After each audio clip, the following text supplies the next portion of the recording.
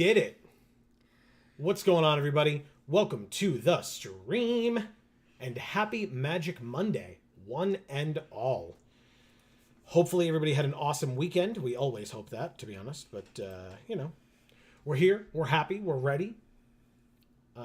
We've got some limited to play today, but, you know, we got options, because typically I feel like we end up halfway between a draft at the end of these streams, but last time we weren't, which is, again, like I said, it seems like it's more of a rare occurrence, but so we kind of have our choice between draft or sealed tonight. Amy, do you have a particular preference? Obviously, if you do, start typing it now. Let us know in chat. We would love to hear from you in general, and or if you have a preference. But Amy, do you have a preference between draft or sealed? No, it's you know, last time I thought that draft made more sense because I thought that sealed was a bit more difficult. And you said no, it really wasn't. So, okay. I don't know. I mean, it's honestly, it's about personal preference. Like, what's the difference between sealed and traditional sealed? Best of 1 versus best of 3 matches. That's the only difference? Correct. Oh, okay. Traditional is best of 3, and then just sealed is best of 1 matches. But you prefer to do the best of 1?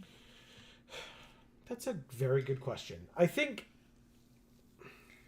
with draft, yes, because it changes the picks that you make if you're worried about sideboard, because you would take kind of broken wings more highly than you would normally, or yes. Smash to dust or something like that, because those care more about particular types of cards that if your opponent doesn't have them, you wouldn't want them in your pool. Yeah. Sealed, on the other hand, you either have those cards or you don't. Right. So if you have them, you can sideboard them in between games because they're available to you, but they wouldn't be in your main deck. But if you don't have them, you just don't have them. I mean, that's, you know. So I think me personally, I think on Arena, the difference between sealed and traditional sealed is not a lot in terms of, like, I guess, what's the pricing for it? 2,000 gems for traditional sealed or 2,000 gems. So it's exactly the same price. So, yeah, I mean, technically if people care more about playing, then you get more playtime. Oh, it's only 2 losses and 4 wins. So 2,200, 1,800, which means if you don't get the full 4 wins, you don't get your entry fee back. Oh. Right? You see that? Because it's 2,000 to enter, yeah, but 1,800 here. Stinks. But for regular sealed, maybe it's kind of the same way. 2,000, 1,600, 2,000. So you exactly get your entry fee back on 6 and exceed it by 200 on 7. Gotcha. So it's pretty bad. Dave is here. He says, lurking in heart. Love, love, love, love, love you guys. We love you too, Dave. We love you too. Happy Magic Monday. Great to see you. Thanks for the lurk. We always appreciate it. Always. And I'm loving the TikToks. Hell yeah. Amy's been watching your TikToks. I have tangentially been able to watch or listen to some of them. By the way, since I was reminded by that, let's maybe do our intro, since we did not do that yet. So for those of you who may be new, whether you're watching live or on the VOD, what's going on, everybody? This is Joe. And Amy. We are Geek for All, and as you can see, we are debating what we are going to be playing in particular, but we are here playing some MTG Arena tonight on Magic Monday. So, again, thank you for being here. If you are watching on the VOD, by the way, never ever hesitate to leave a comment down below. We would love to hear from you. And honestly, if you're watching on this channel at any time, a pre-recorded video on any of our channels, really, never hesitate to leave a comment. We always appreciate it. And then a final reminder, if you are here on this channel, or if you go over to either of our other channels, link down in the description box below, Video Games for All or Gluten Free for All, please don't forget while you're there to subscribe and ring that bell so you'll get notifications whenever any of our videos come out or whenever we go live, like today. every Monday and Friday at 8 p.m. Eastern Time. We would love to have you join us. So, anyway, all that being said, do you have I guess sealed, regular sealed is better return on investment, I suppose? Okay, so do sealed. Is it? Well, I didn't compare it to draft. I'm just saying, Oh. like, because with draft, you get your entry back at 5 wins. Okay, so Or that more. one's the best then, I think. Because the other one was 6, and the other one is 4 of 4. 4 of 4, yeah. With 2 losses, as opposed to 3. Yeah. All right. We'll draft again. I don't mind. Oh, wow. That we were, like, the second to last seat to be filled. Ah. That's always good. Because even if it takes a little while, it doesn't. It's good filling seats. All right. Always get those seats filled. That's right. Oh, I forgot. Since Dave mentioned that he was lurking in, I'm wearing this shirt from WrestleMania that Dave and I got to go to together. So that was that's a hell of a thing. The New York, New Jersey WrestleMania, which, you know, they said it was New York in name only, really. Because they wanted people to go to it, but it was New Jersey. Yup, that's for damn sure. All right, so a 5-mana 3/3 flyer. Whenever you cast an instant or a sorcery, make a 1/1. Or their Strength of the Coalition. One of your creatures gets +2/+2. If it was kicked, all of your creatures get +1/+1 counters.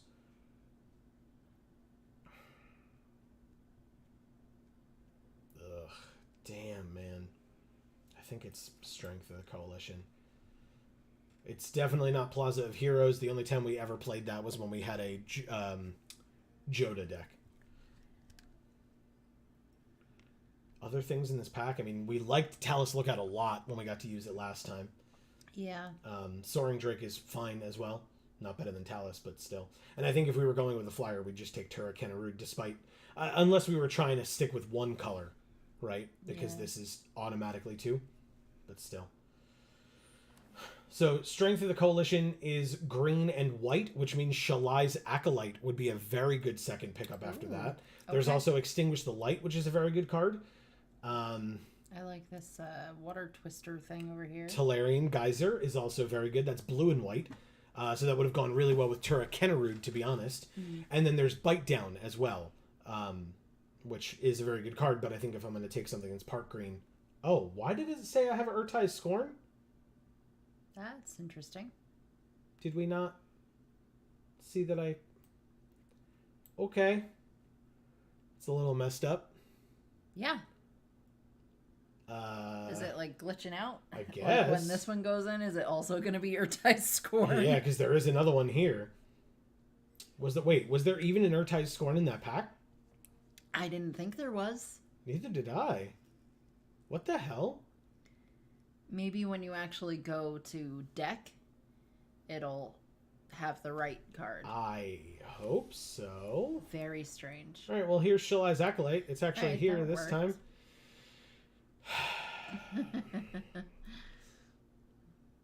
I mean... Stronghold Arena? It's an interesting card for sure. Damn it. I really wish we had that other card. Yeah. I didn't even see Urtai's Scorn in that one. I don't think it was there. I don't either. Yeah, that's so weird. Yeah. Okay. We may end up sending this to the proper authorities, if you will, to get that taken care of. But anyway, let's... I really don't even know. I guess we take Arena. I'm not sure. Oh, okay. I was gonna say maybe the Drake or the Fire Cyclone thing. Oh, Jaya's Fire NATO. Yeah. If I'm going to take a red card, I'm going to take Lightning Strike. But obviously that wasn't in that other pack, but still. So we have white, green, black, white, green, right? Because this cares about white and green as kicker. Oh, okay. So with that being said, I don't like this card. Clockwork Drawbridge is fine. And Juniper Order Rootweaver is pretty good as well. Okay. Sojourner cares about domain. We're not really there. I love him. I'm glad. Maybe it's the Rootweaver? This feels a little awkward. It's probably Lightning Strike over this, even though... Because, like, we're going to see more of these. We might not see more of these. And since it's only our third pick, we can kind of spec into... If Lightning Strike is here, maybe it's open. Right. Maybe it's not. We'll see. Exactly. So there's a Geyser and a Heroic Charge. Both very good cards. Okay. Splatter Goblin's not bad.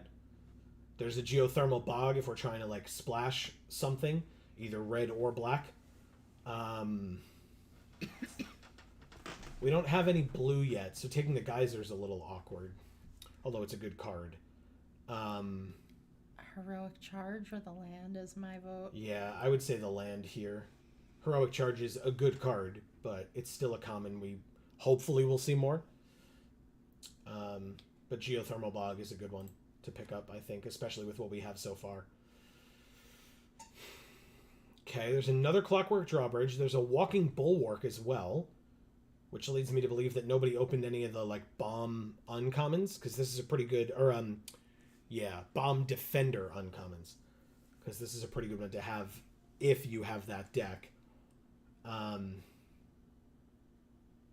Miria's Outrider, Bone Splinters. There's the Drawbridge as well. I guess. Yeah, I don't know if we're... Oh, God. I'll take the Outrider. Sorry, I was waffling a little too hard. I mean... I can understand why you would, because I feel like none of those cards were good. Yeah, I'll agree with that. There's no black available to us here. There's another Urtai's Scorn, because, you know, we picked that because it was so we good. We so picked it. As our pack one, pick one. Absolutely. Oh, and notice now... Oh, is it because we took it out of our deck? Yeah, okay. I was about to say, notice how our deck box is the Shalai's Acolyte, but it's just whatever your earliest pick is that's not in your sideboard is your deck box art. Anyway, I guess it's just take up the shield. Boo. Okay. Yeah, I mean, like, these red cards aren't even that good. Like, I know you like your goblins, but... no, but I even know they're not good, so... There's another Walking Bulwark. I'm just going to take the Phalanx. Phalanx is quite good. I mean, at this point, the Turricanarud came back. Whoa. But it's double blue, and we're not in blue right now. Well, we do have Urtai's Scorn. Damn it, Amy. And we did see some blue lands going around. Did we? I wasn't paying that much attention. There at least was a Simic one, and I think I saw yeah, another you're right. one There too. was a Simic one, yeah. It was kind of early on, though. It's not going to be here again. Hey, look, Urtai's Scorn. There is... Urtai's Scorn.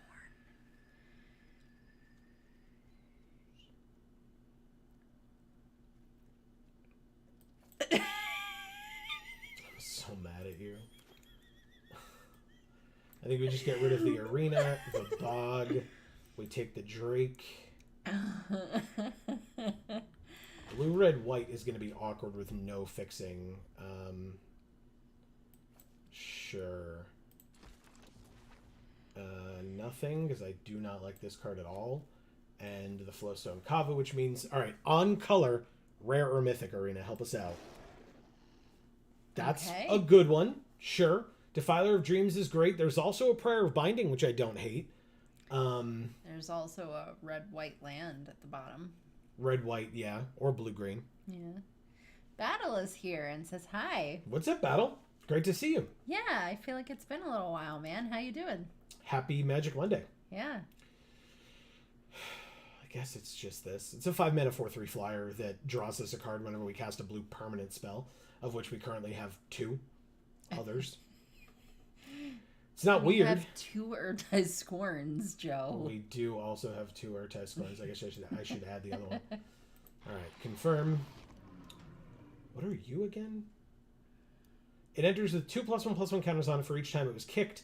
When it enters, gain control of target creature with power less than its power for as long as you control it. Sure. There's also Rada. and Fires of Victory.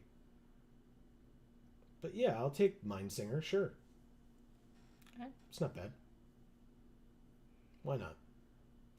What else do we have in our colors here? Anything? Like destroy evil. No, that's just the art. Yeah, but it still destroys a creature with toughness 4 or greater, which is pretty good. Oh, that is good. Yeah. But yeah, Mindsinger is fine. Joint Exploration is a no. There's a decent defender uncommon. There's Najal the Stormrunner. Yes. What do we have instant and sorcery wise? 4 instants, no sorceries. We could get more. We could.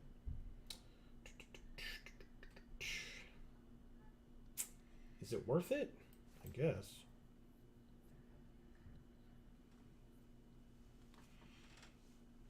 Sure. Put your thing down. Flip it. Reversal. Nice.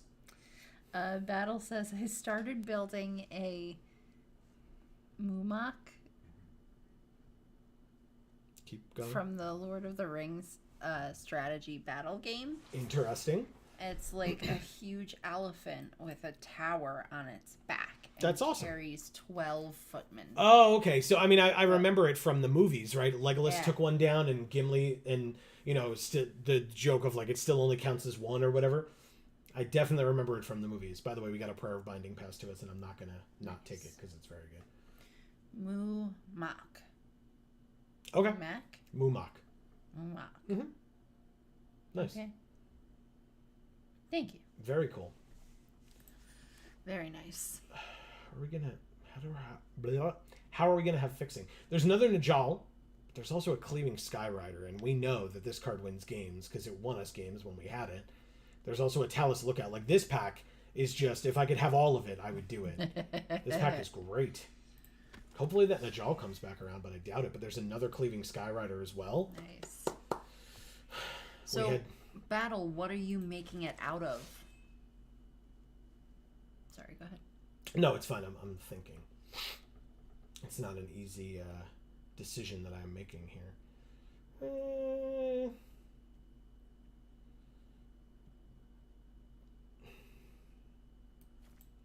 It's probably the Vanguard. It's a good not card. The thing in the middle? This one? Yeah, I like that one. Oh, kicker with a blue. Silly me. No, you're absolutely right. I like it. I was like, oh, we don't have the kicker for this, but we do. We just typically don't have the kicker for that. This pack, besides the Vanguard, which is a very good card and I didn't pick last time, otherwise this pack is very bad for us, so I'm glad that this was an option. There you go. Luris Baby? Luris Baby? Where? The one in the middle. This is not the Luris Baby. I know, but from a distance, it kind of looks like the Luris Baby. Oh my god. I'll take the Heroic Charge. Here I'll take Enthrall to the Pit, but put it in the sideboard, because we're not going to play it. This is so awkward. I need some fixing really badly. Everything that's been coming around as fixing has had, like, green or black. Yep. Which sure are has. The only 2 colors we're not in. Sure are. Oh, who are we drafting with before you read that from Battle? Jugga Low, Chicken Parmesan, Tozo 8, Hemorrhagia, Relma 2, Rings, and Ergo Proxy. You can. Battle says it is a model kit from Games Workshop. Nice, okay. Is it specifically a Warhammer thing, or is it just, like, does Games Workshop do other things that I'm not very aware of? All right, so 2 Heroic Charges is probably too many. 3 definitely is, so I'll take a Mana Worker, since it helps filter mana for us, and it's a 2 mana 1/3, which is good. Could use that. Exactly. I'll take the Phalanx as well. It's a good card. And then, hey, our deck box can be this Hexbane Tortoise. And the baby. God damn. Oh no. It's fine. There's another Prayer of Binding. It's not actually that bad, but still. There's a white-blue land at the bottom as well. Why? Why would you say that? I'm sorry. There's removal here. Well, then we need the removal. No, we need fixing now. I but know. maybe that one will come back. I doubt it highly. Me too. I'll just sit over here and cry about it. It's going to be okay. I doubt it highly. You don't know. Shut up. You're right. Just I get- don't know. Just get like really defensive and angry for no But I reason. also don't care that much. Ooh, interesting. Is it Runic Shot or is it Lightning Strike? Ooh. Both solid options. I think First, Lightning. baby. I think since Lightning Strike goes to the face, it's probably that. We have 7 instance, no sorceries. Interesting. Even though we have the Najal that cares about sorceries. Who cares right? about both instance and it says you may cast sorceries as though they had flash. So that's somewhat irrelevant. It just means that if we don't have sorceries, then we don't need to worry about that ability. But I'll just take the Lightning Strike. It can hit their face. I mean, it's got to be Herlun Battle Hymn, right? Like, it just kills a creature, even if we don't have the white, like, where we would gain life. Yeah, it's the Herlun, but that card's great. Okay. Battle says, Games Workshop makes the Lord of the Rings strategy battle game. Oh. It is a similar scale to Warhammer, but it is a skirmish game that features heroic actions and miniatures based on the movies. Gotcha. That's really cool. All right, I'm going to be the adult. I really want this Geyser, or a Mesa Cavalier would be cool too. I'm going to take the Sacred Peaks. Yeah. Gotta be an adult sometimes, right, guys? Sometimes. Not all the time, but sometimes. I guess here I just take the Cavalier. I guess. If people saw our video that we put up today on this channel, you'll know that I do not like this card. I get very annoyed opening different versions of this card. It's very frustrating. That is annoying as well, because we don't have... I guess we have like one thing that has a green kicker, maybe. But there's also the Cavalier, and I said I wanted one of those. Like, there's the Keldon Strike team, too. We're not really aggro, though, are we? Awkward. I'll just take the Flyer. Flyers are always good. Tori, eh? I guess. Tori, Ori, Like Patsy Ori. Yeah. Are other people aware of that song? Is that just a camp thing? I don't know. If we said Patsy Ori, does that mean anything to anybody? Let us know in chat or in the comments. Because to us it means something. To us it means plenty, yeah. But we don't know. No, I have no idea. I guess we have this geothermal bog too, right? So sure, I'll take a run. Like, I don't know. Oh my god.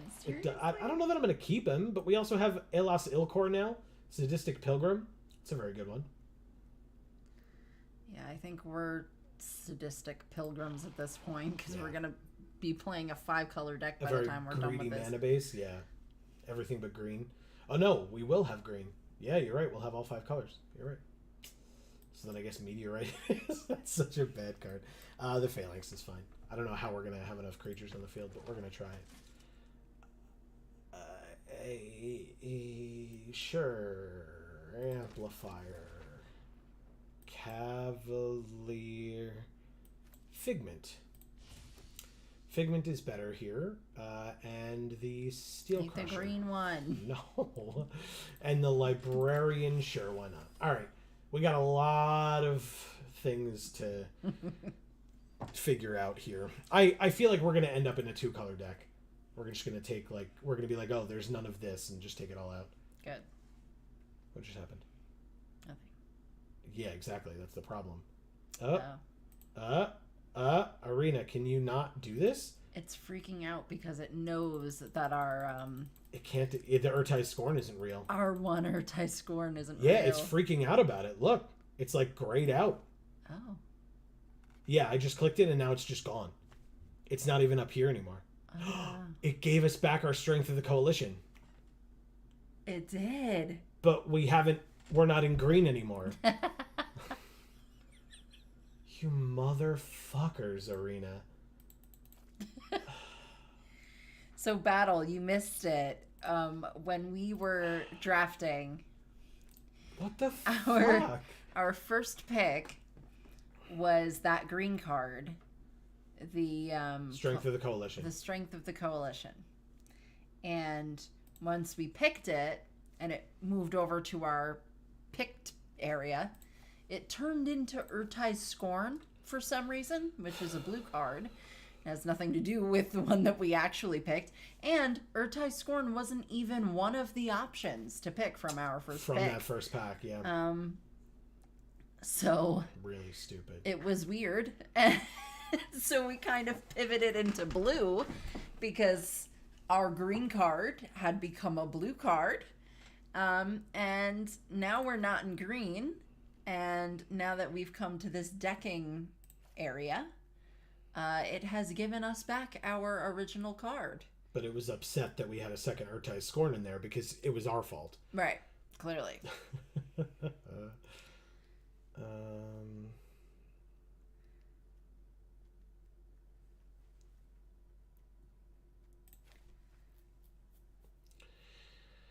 Okay, I took out basically everything that cared about us having instants and sorceries since we just don't have a lot of them.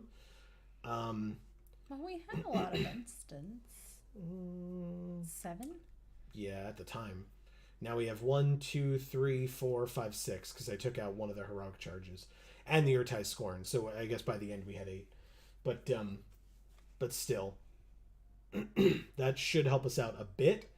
Hopefully, we still have the Mana Worker to help with fixing, and we have 1 Sacred Peaks. So we have 5 mountains, 5 islands, and 6 plains. Okay. I guess that's fine. We need to cut like 1 or 2 more cards. One of these phalanx things? Sure. It's easy enough. Okay. Mindsinger is like our only rare that we're playing. Oh no, we have the Defiler. Okay. It's like, it's double blue, so it's going to be a little tougher. Do you like this card? The art? Yeah. I really do. It's got like a starfish stuck to him. Well, and she's on his back, like singing out the actual Mindsinger. I can't even see that. Yeah, the creature is not the Kavu. The creature is the merfolk on the Kavu's back. Oh, I see. Pulled by a goblin, also, by the way. Slave labor. Don't appreciate it. Yeah, I mean, it's not okay, but yeah, good point. But it is cool, kind of. Yeah. It's double blue. It's gonna be really awkward, I think. Okay. Cutting the rare feels bad, but here we are. What sleeves are we using, Amy? Well, let's use our Blastoise. You got it. Confirmed. Go back. Go like this and like this. And is this still our deck box? Sure is. I love them. Okay. Okay. I guess we're done. Let's do it. Somehow we're going to try and make this work. Yeah, so we are in red, white, blue, which is also known as Jeskai colors. It used to be known as America, but now it's Jeskai. H2O Midnight. Okay. Okay. I mean, we have all 3 colors. Yeah. And the double blue that we need for the Defiler. Oh, okay. We just need 1 more land over the course of the next 4 turns, but sure. Keeper. I don't even like this Flowstone Kavu. Why did I keep this card in the I deck? don't know. I was going to suggest you put that one away when you were doing it, but It would have been wise. you didn't. Yet here we are. Banalish Faithbonder. Wow, we're drawing a lot of land. Okay. Charismatic Vanguard. Alright, so I guess we're going to get run over by aggro here a bit. We drew another land. Jesus. We have drawn nothing but land since the game began, by the way, if people were curious.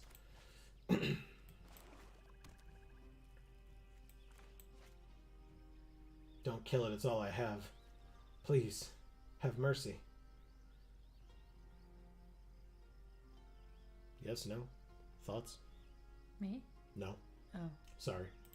I just looked over in that direction just to see what else was going on. Juniper Order Root Weaver with Kicker puts a +1/+1 counter on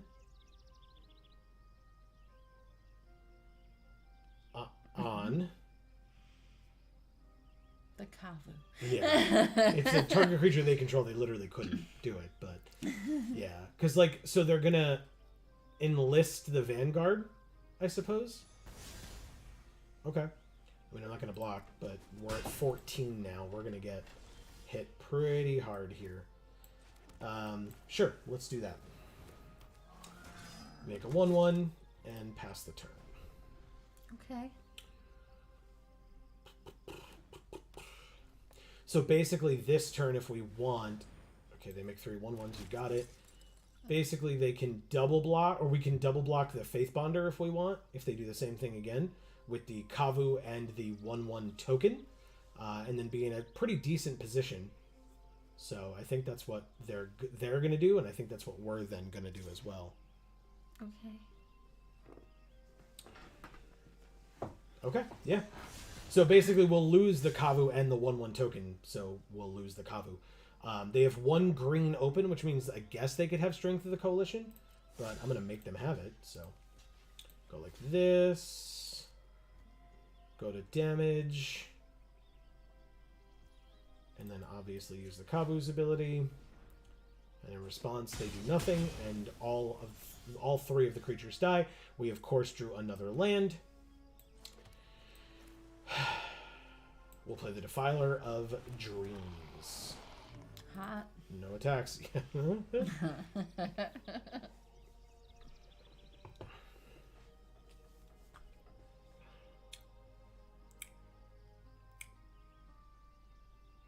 What else we got? Our opponent has 3 cards in hand. We have 4. I'm sure our hand is just so much more powerful than theirs. I mean, look. Come on now. Look at all these Geek for All hand lands. Another Banalish Faith Bonder. They still attack with a Charismatic Vanguard. I mean, absolutely trade. You would have the ability to give your entire team +1/+1 with that. I will happily trade a removal spell for a combat trick for an Argivian Cavalier. Not a concern at all. You got it. You got it. It does have a counter now, which is annoying, and it got lifelink. So they're at 24. And we keep drawing land.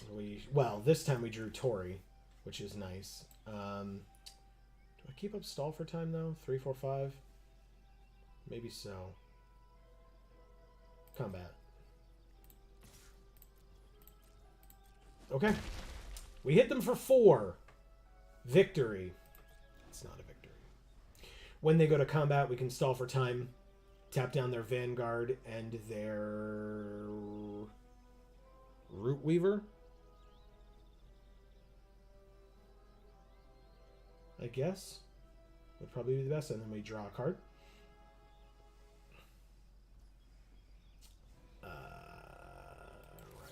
I literally just said what we were going to do, and then I almost skipped through it. I was like, oh yes, to combat, of course. Sounds right.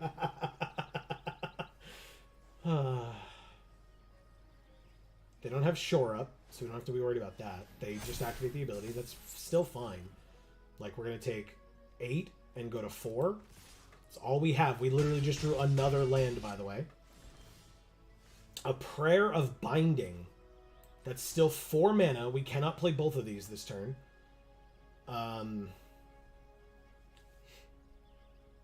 Pass, I guess. Alright. Let's see what they've got. They've got a 6th land. Okay.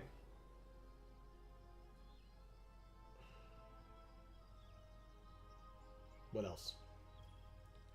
Pass to attackers. I'm going to let them attack because I hope that they enlist. They don't enlist. Okay. Pass to blockers. This is tough. They could have Heroic Charge without the trample.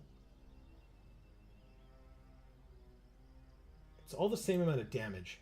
So, no matter what creature. So I'm going to go like this. I want to see if they have an ability. Because if they have Heroic Charge, we lose no matter what. So it doesn't matter. But if not, if they have a solo pump spell for the Faith Bonder, they had a heroic charge. Okay. There's nothing we can do about that. We lose. Yep. Yeah, I don't like we're not gonna win with all these land. Yeah. Just wasn't possible. Thank you, H2O Midnight.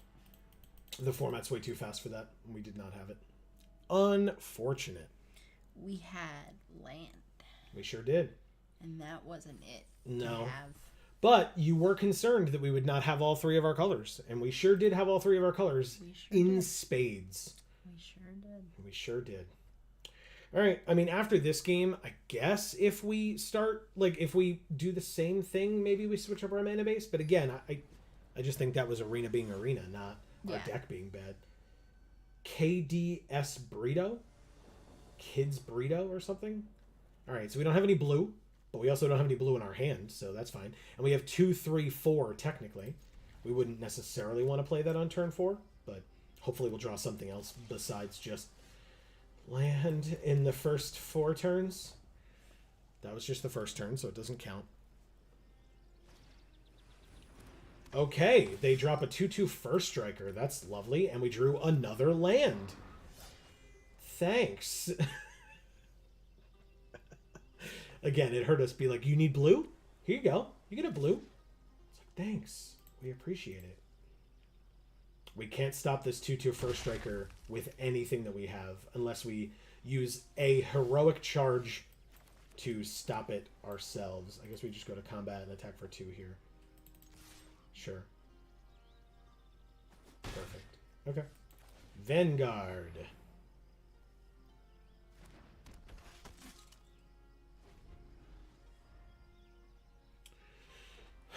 Okay. 4 mana. Talus Lookout. That's a good one. We know that. We have used it ourselves. No blocks. We take 2. Tura Kennerud. Okay. Prayer of Binding to get rid of the Talus Lookout. Combat for all 5. They're at 13. We're winning the race. That's a very good sign. We'll lose the battle, but we'll win the war. I guess if you mean the first battle that we played? Yes. Okay. Then yes, you're right. Definitely. I had a reason for saying the things that I said.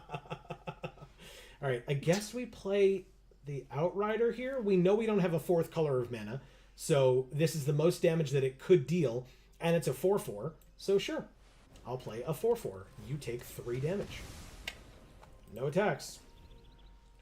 We do have the 5 mana for this ability, but we also have the next turn we'll have the 6 mana for this if we want it. Or we can just play a 3/3 flyer that they do not currently have the ability to stop. Plus having a 4/4 in Miria's Outrider is pretty nice as well. Because it gets, like, they'd have to use both of their white sources, because if you don't remember, this thing has the ability 1 and a white, it gets +1/+1 until end of turn.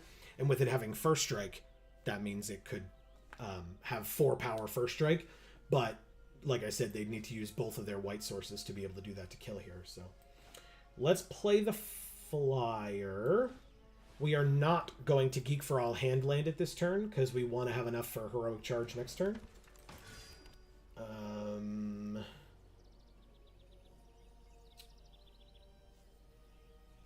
I'll say no attacks.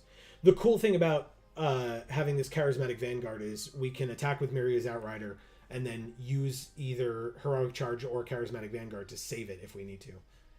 They might have removal for Tura. They do not. Ooh, Cleaving Skyrider 2.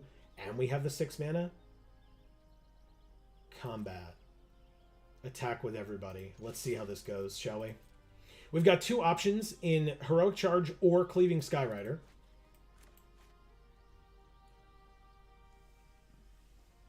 And based on how they block, we'll see what we can do here. That's it. 3, 4, 5, 6, 7, 8. Let's see what happens. I assume they just pump that up twice. But if that's all they're doing, then they still lose.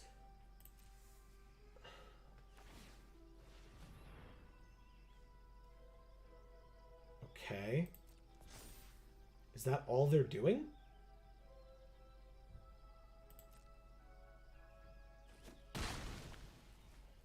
Three, four, five, six, seven, eight. I win? They have 3 more mana. Yeah, that's it. I wasn't going to target your stupid creature. You're just dead. Okay. Thank you, KDS Burrito. That was tough. That was worried. I was worried big time about that. So, Battle, if you're still here, besides your Moomock, what else you got going on? Like I said, it's been a while. Catch us up. Let us know where you're at. Also, as a reminder to everybody, please don't forget, I mentioned earlier, we stream every Monday and Friday at 8 p.m. Eastern, but specifically this Friday, we will be continuing our playthrough.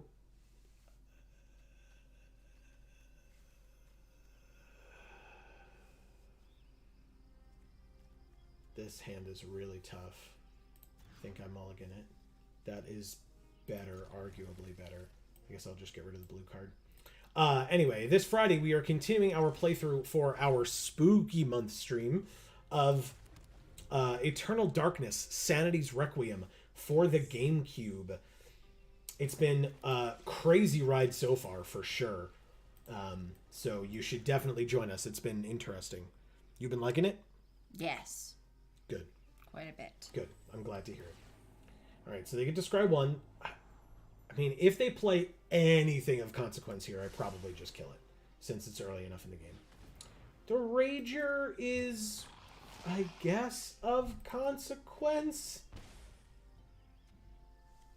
C. Holland is here and says, hey, have I missed much? Yes and no. I mean, you missed, I guess, the draft portion for this deck, with a little bit of arena nonsense Yes. roped in. But otherwise, you know, we are 1-1 currently, so we're playing our 3rd game here. Yes, so Arena, when we chose our first pick, it was the... I keep forgetting. Strength of the Coalition. Strength of the Coalition was our first pick.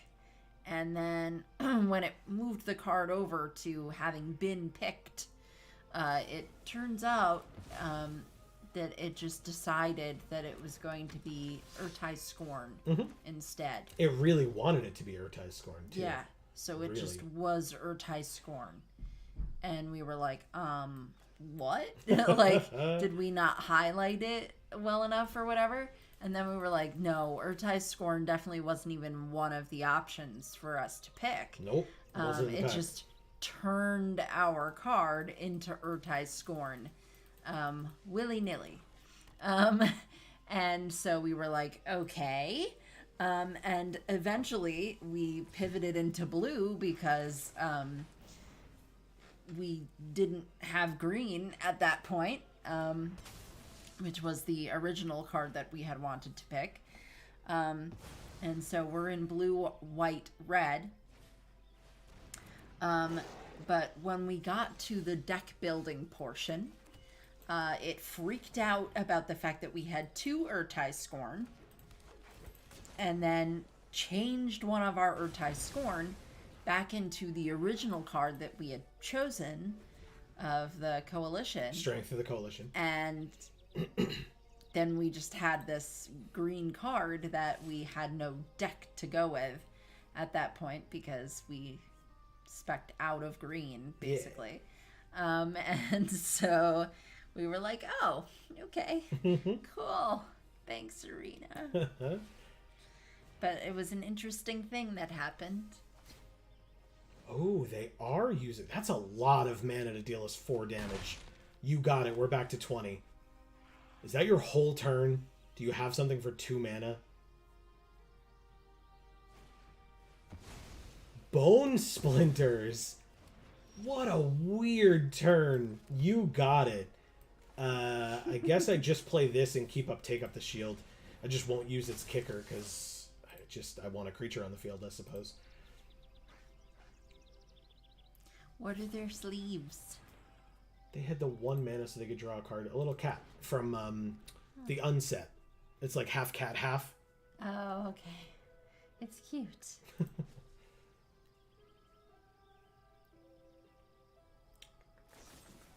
Yeah, you got it. 2 reasons now why it doesn't work. 1, it's indestructible. 2, its base power and toughness total are greater than 5. And it needs to be 5 or less. Thanks. Tolarian Terror. Cool. Terrifying. It sure is. It'll be a tough race, but right now we could still win it, I think. Math being what it is. They do have 3 cards in hand, and we are top decking. They are also doing that. 3 mana, 4 mana means that they go to combat and pass right through it. Oh. Well, we drew a land, so combat, 3 in the air, and then shut the hell up. Sorry, there's people in the hallway yelling. I didn't mean... Did not in any way want it to make it seem like I was talking to our opponent, nor Amy, nor any of you lovely folks. Just the annoying people in the hallway. Oh, crying baby. Patented Geek for All Handland. That's not a baby, that's a child who's not getting their way. Oh. Still. Is They're it though? crying. Yeah, they're crying. Okay, Cult Conscript that comes into play tapped. You got it. Okay, we drew another land. Of course we did. Combat. Cleaving Skyrider. No effects from them. Sure, I'll activate this. We did it. 4 damage. They go to 5. And then we go like this.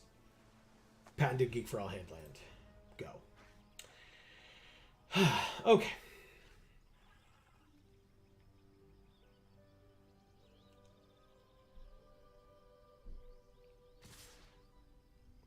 Okay.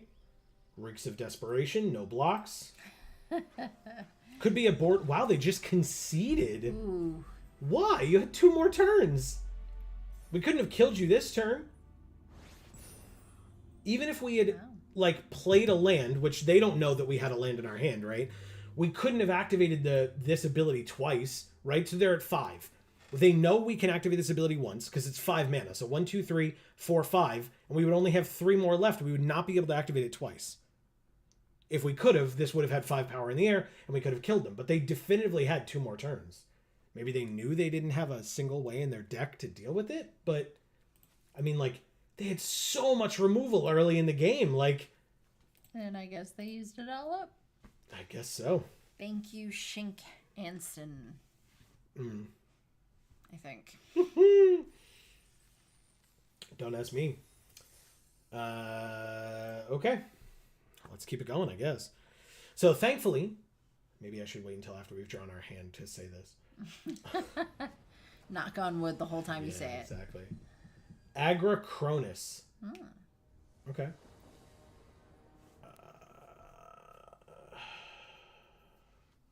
Again, bit of an awkward hand. Let's mulligan. Better. No creatures at all. Because, like, this is 6. So I think we put this back. It costs 1 less for each creature we control, but we currently have no creatures. So let's go like that. Anyway, what I was going to say is, I guess the mana issues that we very much ran into in Game 1, thankfully, have not as much been plaguing us. Like, we're still dealing with, like, the do we mulligan or do we not? But, like, once we mulliganed, it's been okay as well. Haha, there's a 3-drop creature. Thanks. Flowstone Kavu. It's King Squee. Yeah. They're cool sleeves. He doesn't have a crown on, so maybe he's just Squee. But he's awesome. 4th land, combat, attack. It's just for 2 because we want to keep up Lightning Strike just in case. And they're at 18. They have Artillery Blast. You got it. They dealt 4 damage to our creature and killed it. But they did it after they took the damage. Oh, it's Shieldred. Oh, fuck.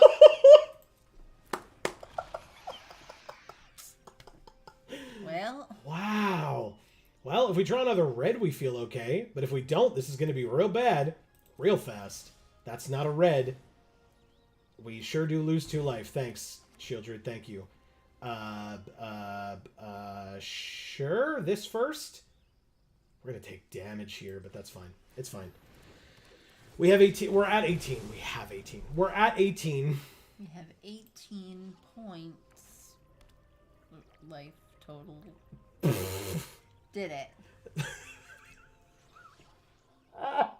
Did you? No. I was going to say, I feel like you didn't. Hey, Sten. You suck. You're such a bad card. Hey, Artifact. Sucks. Artifacts cost 1 less. There's the red we got there. Resolves. All right. This is a tough one, to be honest, but I hope it works. Me too. 3 to you. 3 to you. Yes! She's dead. Ah. They said nice. Thanks. Been sitting on it for a while. Needed the second red real bad. Whew. Whew. Yeah, that was worrying. Very scary. Whew. But they're at 13, we're at 14. It's fine. It's fine. Phyrexian Warhorse with the 1/1. You got it. We drew another red. All right. Don't overcorrect now. Let's... Well, now you're just being picky. Yeah, what a jerk. All right, let's go ahead and stall for time on both of those. We drew Tura Kennerud. Hell Nice. yeah, we did. Hell yes, we did. You got it. You blocked it. It's dead. It saves their life total, which is probably why they did it, right? What's most important to them at that point is not going to 9. Relic of Legends. Okay. Do they have a Jared deck? Or not a Jared, a Joda deck? Jared's a very different card. Yeah. Damn. They probably just trade, right? Does that mean you have to pay with diamonds instead of mana? Yes, all the time. Because it can only be Jared. Only. All right, let's play Tura Kennerud Sky Knight and end our turn.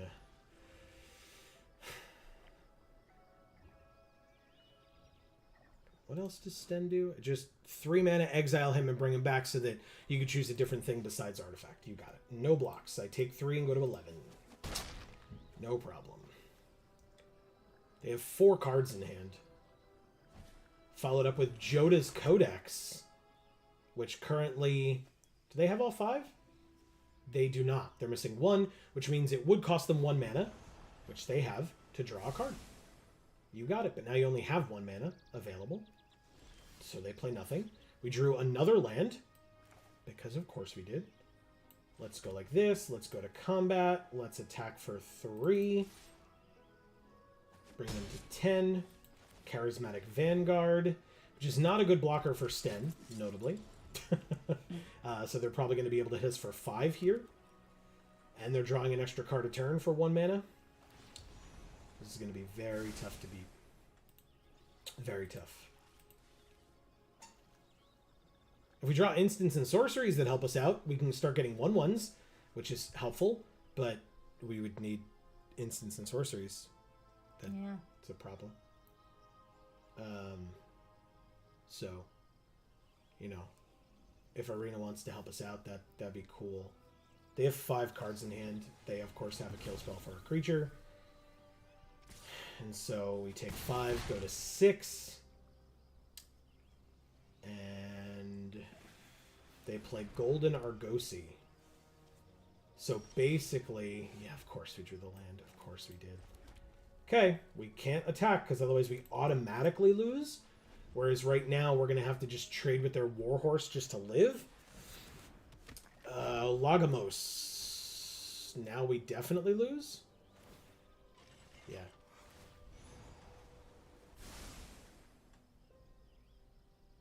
Yep. Wow. They get 4 attackers. We have 1 blocker. So we block here because it's the most, tied for the most. And we still take 3, 4, 5, 6, 7, and we lose. All right, well, I guess I shouldn't have said anything about the mana issues. My bad. Thank you, Agro. Cronus. Cronus. Yeah. You got there. Not really. But I tried. Yeah, I think you succeeded, like I said. All right, well, we are 2-2. Come on, Arena. We can do this. This poor tree, man. All of its roots are just like out.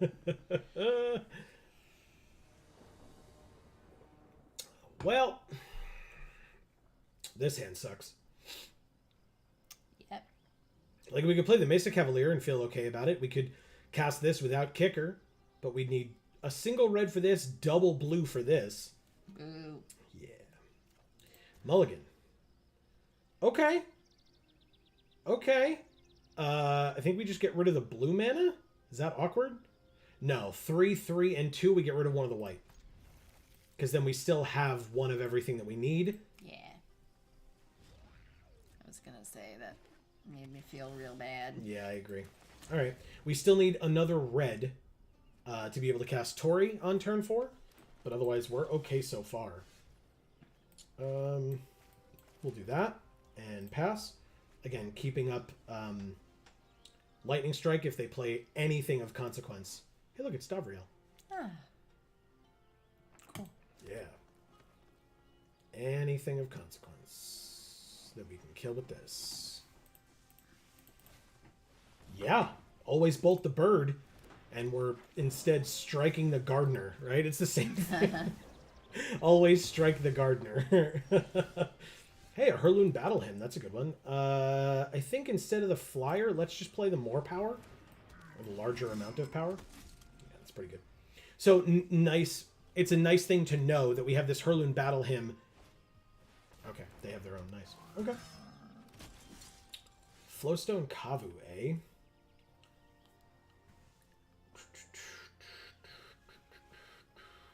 What do we do? Cavalier? And pass? Sure. No attacks. They have a goblin friend. He's throwing dynamite. I love him. I'm glad you like him.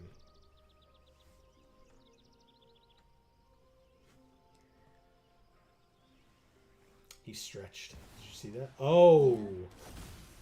Okay. Just casually dropping mythics on the field here. Well, thankfully, we've got this. 4 damage to it, and we gain 4 life. They, of course, have guys might so it lives. Boo. Well, I have no attacks, I guess.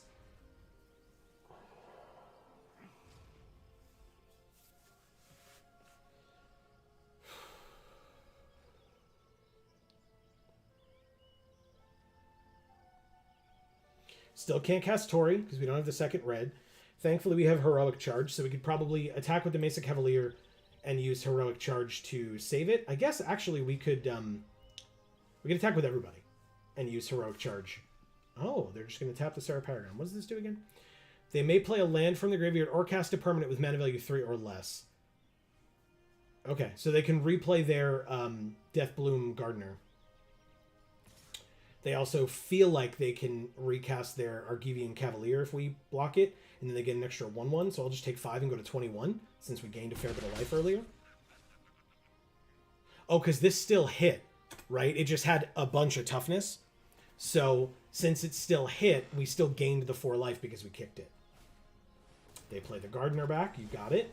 We drew a Lightning Strike. Okay. Combat.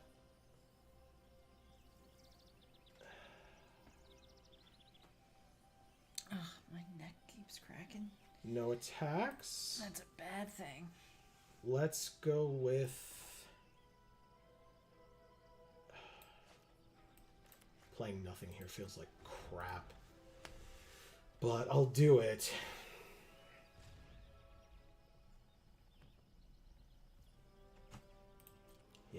combat tricks are a thing in this format, so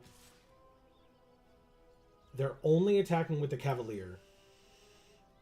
I will block with the Cavalier. You got it. Oh, Cavalier, their Cavalier. Yeah, except they did it so they could replay it so they could get another 1/1, which I forgot about, even though I just talked about it last turn. Because this mythic is very good, and I'm just trying to kill it, and it's not working. Okay, they didn't choose to cast it this turn, which is good. If we can kill their Paragon with an attack from the Mesa Cavalier, combined with a Heroic Charge, then we're okay. They make 2 1/1s and get a basic land onto the battlefield tapped. Do they look for a blue? Do they have an island? They're taking a long time. A swamp. Okay. We take our turn. We drew a mountain. That's actually what we needed for Tori, so that's good. If they don't block, we don't use Heroic Charge. You got it. And so instead we play Tori. Sure. It's a little awkward, but it's fine. Yeah, because now they can replay the Cavalier. I just want to kill your Mythic, dude. But they stopped our only way of doing it with their 1 mana that they had left over. They have like a million 1/1s now. Ooh. Yeah. This is tough tonight. Tough crowd. Well, 2 of the games were because Arena was like, oh, I hear you like drawing land. Here, have them. All of them. Every land that you have. You want them, right? You put them in your deck because they're helpful. It's like, not exactly, I guess. Okay, so if I do this, I still have the 2 mana for the Lightning Strike, so got there. Pass. Okay. So my hope is to be able to block the Sarah Paragon with the Mesa Cavalier and then Lightning Strike to kill it the rest of the way. But again, that's like so many 2-for-1s. What do they need? 7? So that land now becomes a 3/3 flyer with haste. Okay. I mean, the Sarah Paragon was already a big threat, and now every land that they play becoming a permanent 3/3 flyer is also kind of annoying. And by kind of, I mean extremely annoying. Yeah, you can pass to attackers for sure.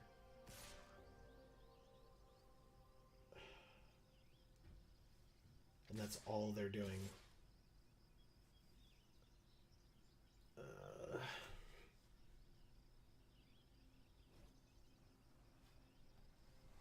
They enlist one of the 1/1s. And so for blocks, I just block over here. See if they have something. They don't. We take 4 and go to 12. It's really gross. Yep.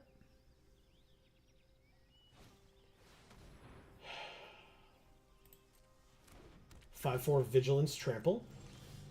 And we drew a 1/3.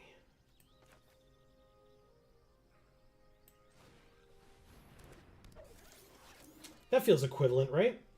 Equivalent turns. We have the same board presence. Don't worry about it.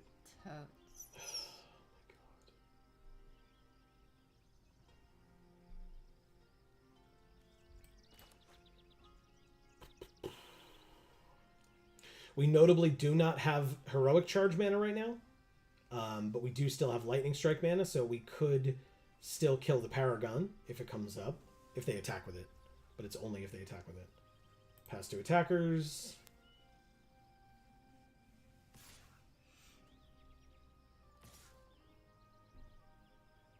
It's just the 3/3 flyer, not the Paragon. And the 5/4 Trample. They enlist with Tatiova. Interesting. Okay, so let's pass to blockers. Let's block here. What do we take? 8 and go to 4? I don't know how we win this game. They're doing exactly what they need to like not let their Mythic be in danger, but honestly their Mythic is like the least of our concerns at this point. They just gain 2 life as well. Yeah. I they did exactly what they needed to do to keep their mythic safe, and it was very smart of them. So and now they have a domain sunbathing rootwalla as well. Yeah, we lose. God damn it, man. That game felt like garbage. Absolute garbage. 1, 2, 1, 2, 3, 4. So technically we can cast this Phalanx and still have Lightning Strike mana up. Pass.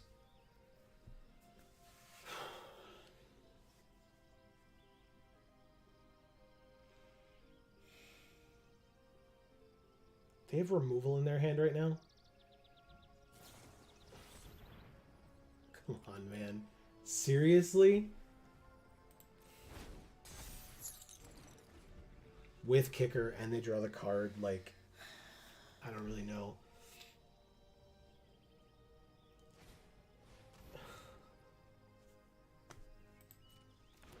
Okay. Elas Ilkor.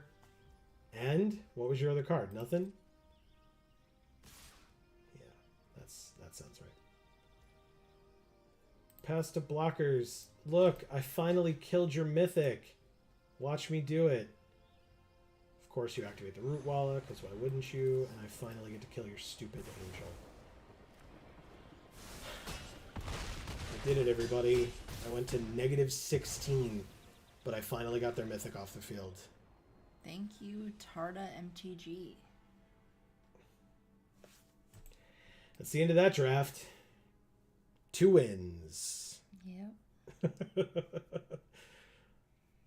It's alright. Like I said, I can submit it to Arena and be like, hey, did you guys know that you have like a huge glitch that like makes every pick that you make after it really awkward? Hey, anyway, we'll claim our prize. 250 gems in 2 packs. We can draft again or we can do sealed. What do you feel? Let's do sealed. Get this bad taste out of our mouths. Oh, that's draft again. I clicked the wrong thing. Sealed. What else do we need to do here? White or black spells? I mean, that's not going to dictate what we play. Our pool is, but still. Yeah. We have good stuff, good stuff, good stuff.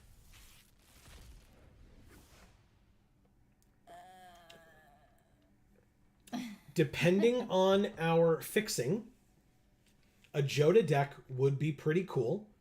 This card is bad, but every other one of these is selectable. I guess maybe not Radadrobic either. So Defiler, Green Widow, I like that one. and Joda. But we need fixing, otherwise we can't play Joda at all. So let's check our fixing, shall we? Yeah, let's do that first. That sounds good. All right, so 2 Aquifers, an Idyllic Beachfront, 2 Crystal Grottos. No, that ain't fixing. That is not where we need to be. We have 2 Deathbloom Gardeners and 1 Scout the Wilderness and a Weatherseed Treaty. So if we are base green, it's not terrible. Okay. I don't hate the idea. Might be a little awkward though. Hold on. Because we also have a Wingmantle Chaplain and a Clockwork Drawbridge. Double Academy Wall. Do we have Blight Pile? Was it 2 mana? We do not have Blight Pile. We have Gibbering Barricade. And we don't have the green one that lets us look for land. So, okay. Can't do a Defender's deck for sure.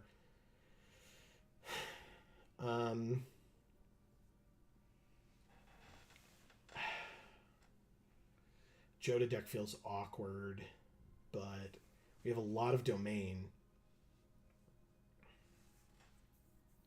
We do not have a lot of legends, notably, because they're the 2-color legends. So we have 1, 2, 3, 4, 5, and Joda.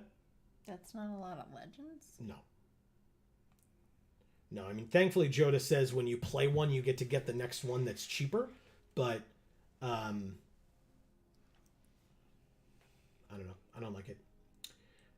Let's just look at our best stuff, period. That's a good idea. And see what we can. Thanks, and see what we can do with maybe that. we have something else other than Joda that is just as good anyway. Our blue seems interesting. Our white seems interesting. Double Battlefly Swarm, cut down double Rager. Black seems like a very good support color to go with something else. Our red is good because we have the Defiler. We know we have the other Defiler in blue as well. What does the Green Widow do? 8 mana. Return it from our graveyard to the battlefield tapped. If this permanent would leave the battlefield, exile it instead of putting it anywhere else. But this costs 1 less for each basic land type among lands you control. So normally it costs 8. If you have 2 colors, it costs 6, 5, 4, 3. So if you have all 5 colors, it could cost 3 to bring it back from your graveyard to the battlefield tapped. And then if it dies, it goes away forever and gets exiled.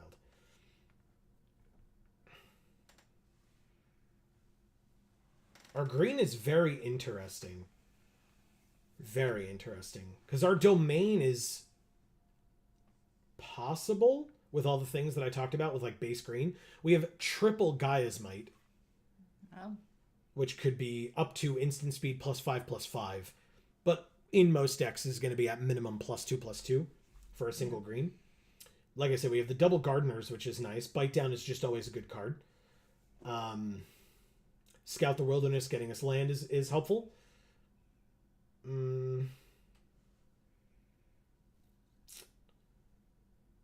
Weatherseed Treaty, getting us a land is helpful. Alright, I don't know, man. This is tough. Because Domain wants us to do what?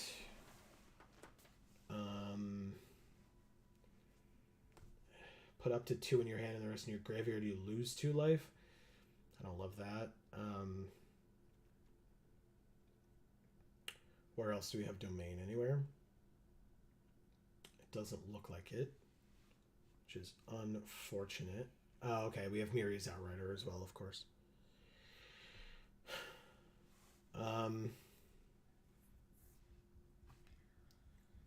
This is awkward. I don't love this pool, but the powerful stuff that we do have.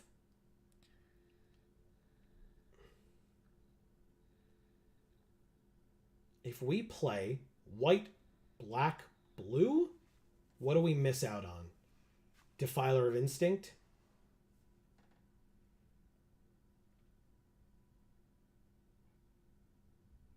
And like our good green stuff that we were talking about.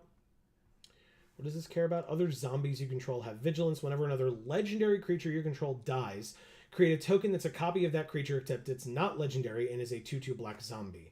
This cares about instants and sorceries. And this cares about any other creature that we have. This card's incredible. Yeah. I remember him being good. Yeah, I used him to great effect at pre-release. People did not like that I played him, which I don't blame them for.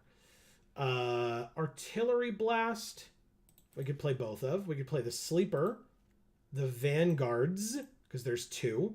I would play Love Song of Night and Day, make a 1/1, and then put a +1/+1 counter on each of up to 2 target creatures. Mesa Cavalier is good. We are playing blue, so double stall for time is nice. Sky Knight is fine. Prayer of Binding is good. I mean, like, this is like the best card in the set for limited. All right. And if we're playing blue, then we just go like that. We're playing black, so yes. Shore Up is just good. No. Yes to double wall. Maybe to those. Yes to the Soaring Drake. Double Soaring Drake. Tolarian Geyser for sure. Talus Lookout for sure. Defiler. Double Swarm. Cut Down. Vivisector. No to Sabotage. No to Atrocity. Yes to Barricade and Double Rager. I say no to the Warhorse. We already have 46 cards in our deck. So we're going to have to make some cuts because we still want to put in this land, these 2 land, Iran, Raf, and Rada Drabik. That's a little awkward. Maybe not Rada Drabik. So we go with who else? Or what else? There's still the espionage. That's a tough one. 3 mana, draw 2 cards. Classic. But we already have a lot of stuff. Let's see what our instant and sorcery count looks like. 7 instants, 1 sorcery. So if we added 2 more sorceries, that could be something. Let's take a look at what the deck looks like. Besides, awkward, because we have a lot of 3-drops. So, in terms of 3-drops that we could get rid of, honestly, maybe the Vanguards. We're not really an aggressive deck. We are definitely much more control. And in fact, where the hell is Emilio if we are playing Esper Control?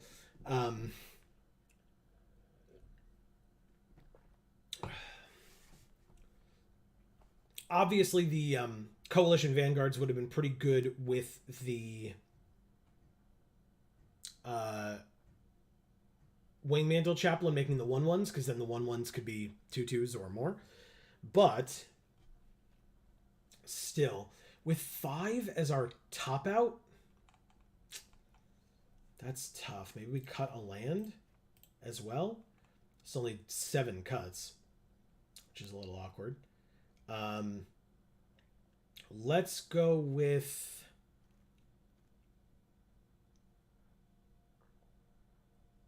a cut on Rona's Vortex's removal, like big time removal. Cut down is fine. I mean, it's an uncommon for a reason. I don't love it, but it's fine. Shore Up is good. Artillery Blast ×2 is good. We don't need the Love Song. It does make another bird. Giving the birds counters is helpful. Stall for Time is good. I guess we just get rid of the espionages. Like, I really wanted to play them, but I don't think it's going to work out this time. Like, we don't need this ability of caring about instants and sorceries to matter. We just don't. Gibbering Barricade as a 2/4 for 3 is good in general. And then being able to sack things, gain life, and draw a card. There's also Iran who sacks things, and we're going to hopefully be making a lot of 1/1 birds. Fingers crossed. There's also cards that we don't care if they die, right? Like Talus Lookout. Maybe we get rid of the Sky Knight.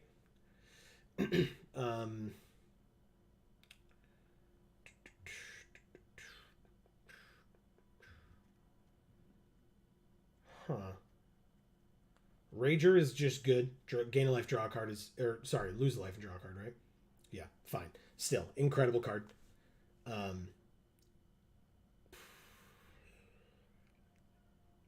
4 more cuts.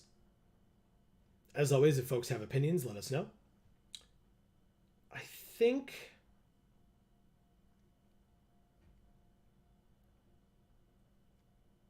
What if we cut Raph as well? I don't think I'm in love with it, but I think it could work.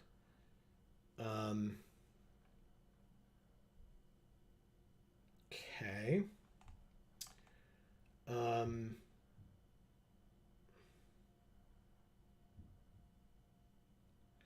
I like the Vivisector with the idea of being able to play a bunch of 1/1s. Because then if they die, we get to scry 1. It's always helpful. Again, if we have a bunch of tokens, having to sack a creature is not that big of a deal, and hopefully is more of a big deal for our opponents. Maybe it's just the Love Song again. We're trying to get rid of these 3s. There's so many of them.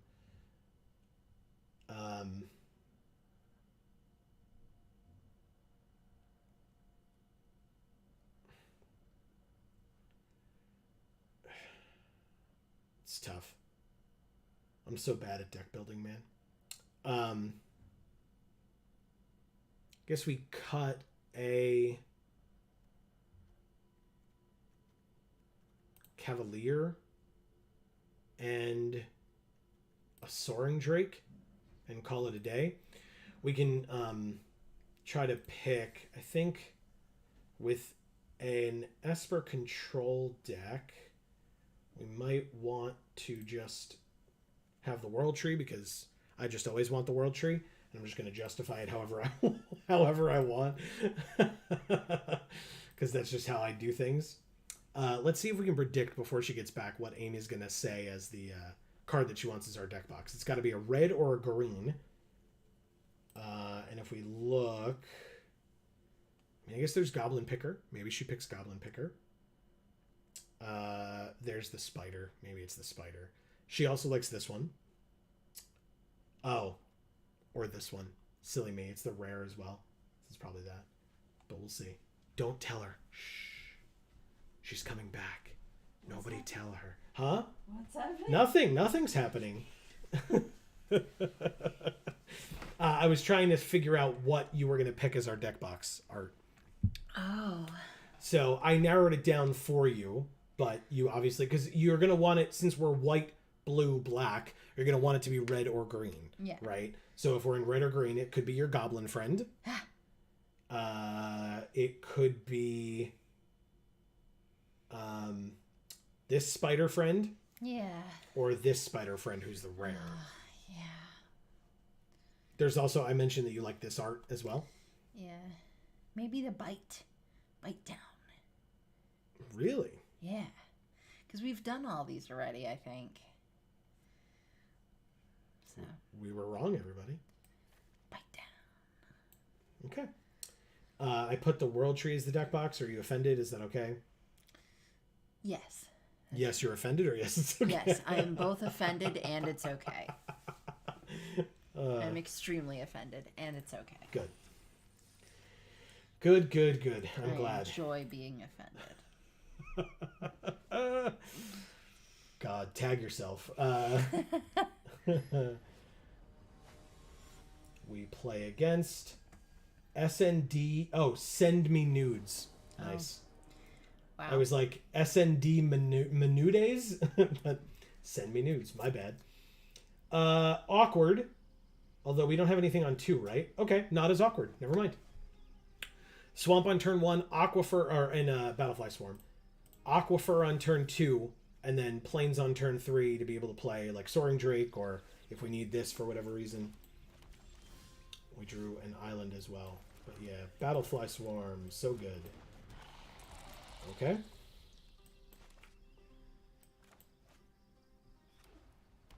Nice. Samite Herbalist.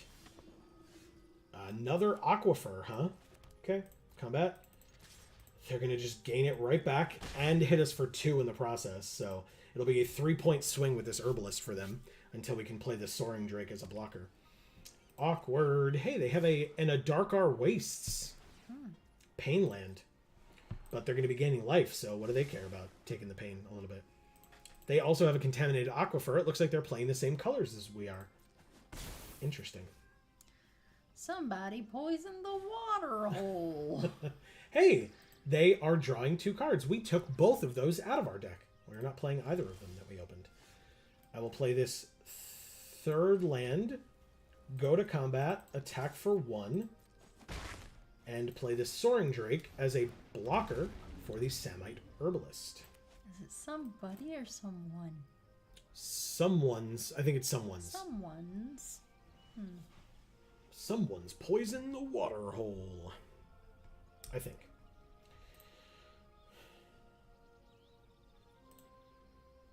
Cat's mad. It's a cat.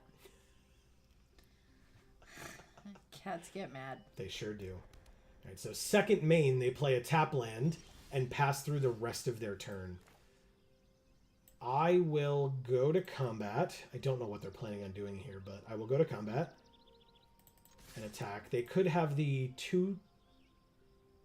like Cleaving Skyrider,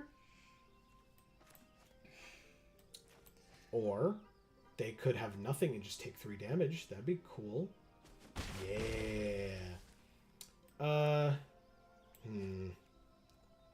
I'm gonna go like... oh, no, that would be stupid. Or would it? No, I guess because we get a 1/1 after the fact. So let's play this and play the Barricade. I was going to play the Wingmantle Chaplain first so we would get a bird when this came in, but we get a bird for every defender on the field when we play this anyway. And this might draw removal, although I highly doubt it. There you go. They flashed in 2 1/1s on the ground. You got it. I can still kill their Herbalist if they choose to attack, which is why they didn't when the Soaring Drake was here, which leads me to believe that at that time they didn't have anything. They obviously could have top-decked something. But 1, 2, 3, 4, 5. So we have enough for one of the stall for times next turn if we want. I'd rather get the Chaplain out as early as possible. A Talus Lookout. Never mind, we'll use a stall for time. Oh, or Arona's Vortex. It goes onto the bottom of their library. No blocking my flyers. Not allowed. Combat. Attack. Oh my God. Rude. It's rude.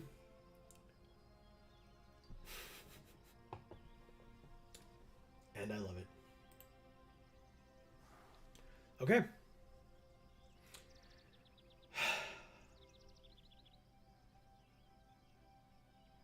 Not for nothing, send me nudes. I don't...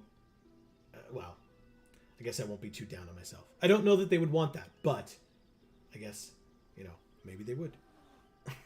I mean, their name literally says that they would. Yeah. A lightning strike on my Just do 2/3 like a little flyer. nip slip. Yeah. I think they're going to be upset that they didn't use it on this 0/3, but we'll see. I'll take my turn. We drew a cut down. That's a good one. Wingmantle Chaplain, please. Bam. Combat. 1. This cut down is at instant speed, so we will wait on that. It looks like their deck is going to be full of like smaller-ish creatures, but I could be wrong. It seems like at least that's what they've played so far, obviously. But cut down could work on the Herbalist. I just figure I'll hold off. Fires of Victory deals 4 damage. Oh, were they waiting? Is that why they haven't played anything?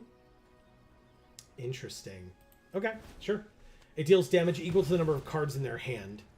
And they drew a card beforehand in the process, but that's fine. Go to combat. A 1/1 and a 1/1. I will happily go to 16. You got it. I'm at 16. I will take my turn. I drew a Plains.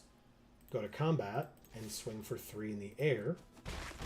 You're at 8. I will pass. Yeah. I probably stall for time here no matter what, because like we have enough for stall for time with kicker and keeping up cut down still. Impede momentum, taps down the Chaplain for 3 turns, and they scry 1. You got it. So they're doing that so that we don't have viable blocks, but they don't know that I have stall for time and cut down in my hand. So they put the scry on the bottom, then they try to go to combat. We will stall for time with kicker on the Herbalist. Now, it cares when it becomes tapped, so congrats, you did it once, but you were going to attack me anyway. I just don't take 2 damage in the process. So they gain a life and scry 1. You got it.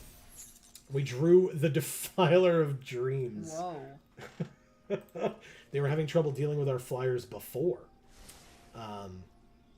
That's good. That's good to know. Okay. Okay, so is the Defiler of Dreams, does it defile your dreams that you have when you're sleeping? Or like your goals in life? Oh, interesting. I assumed while you were sleeping, because it's a Sphinx, right? Yeah. So, yeah, I assumed I it was assumed while you were sleeping as well. Which is why I made the hot comment. Because, you know, I figured it was just a dirty dream at that point. Nice. But, you know, if it defiles your goals in life, that would suck a lot. Ooh, are they going to get... Oh, they're stalling for time on 2 of our things. You got it. But without the kicker. Not a problem. I'll play this 4/3 flyer instead. End my turn. We still have cut down.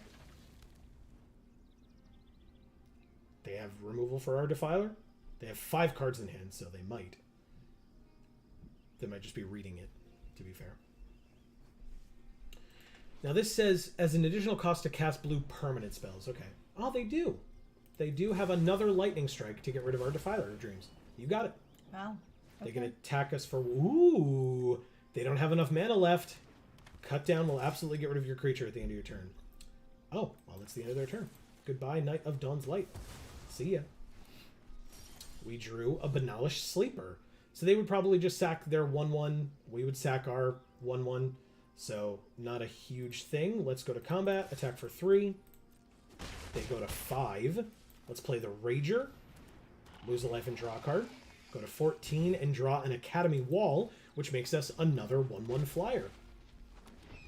Perfect. Absolutely perfect. So are you having the Rager inside the wall or outside the wall? Outside. Okay. Yeah. Because this is an academy, right? Let's have some class. I mean, college students are always the ones having the Ragers. True. All right, so they gain a life and scry 1.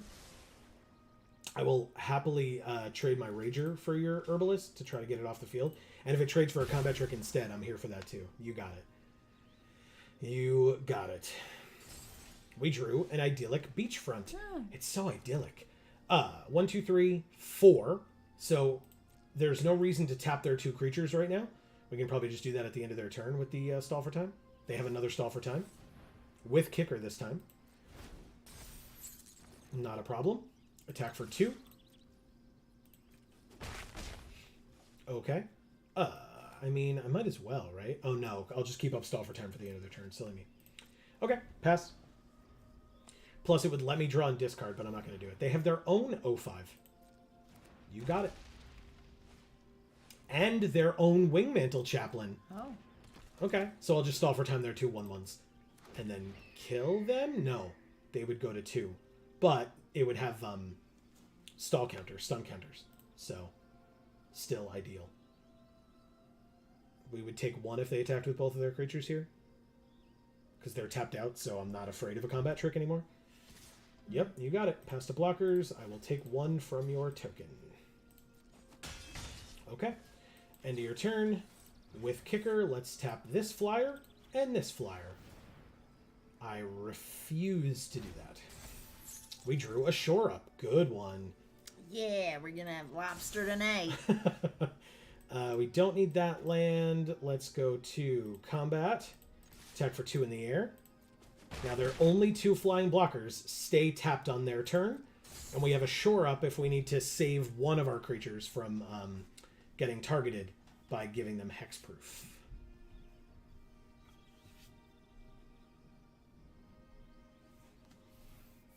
But they are at 2. We have 4 damage available in the air on our turn, absent anything that they do with the 3 cards in their hand.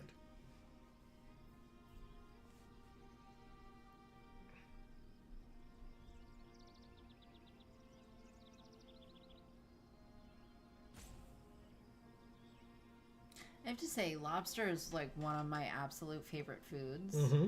And having lobster at Red Lobster is like the worst. Like, it's awful. Do I do this? It bounces it back to their hand. They gain 3 life and they draw a card.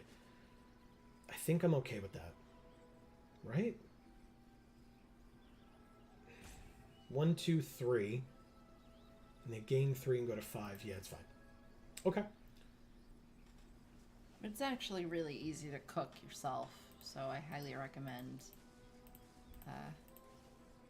just buying it, either the tails or the whole lobster, and just cooking it yourself, and just Google it. You know, it's, Google how to cook it, you mean? yeah, it's super simple. You know, you just boil the water, and if you're making tails, you literally only have to cook it for 2 to 3 minutes, and then take it out.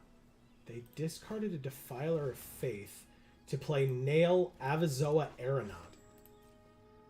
Okay, they can pull themselves out of this all of a sudden. We take our turn.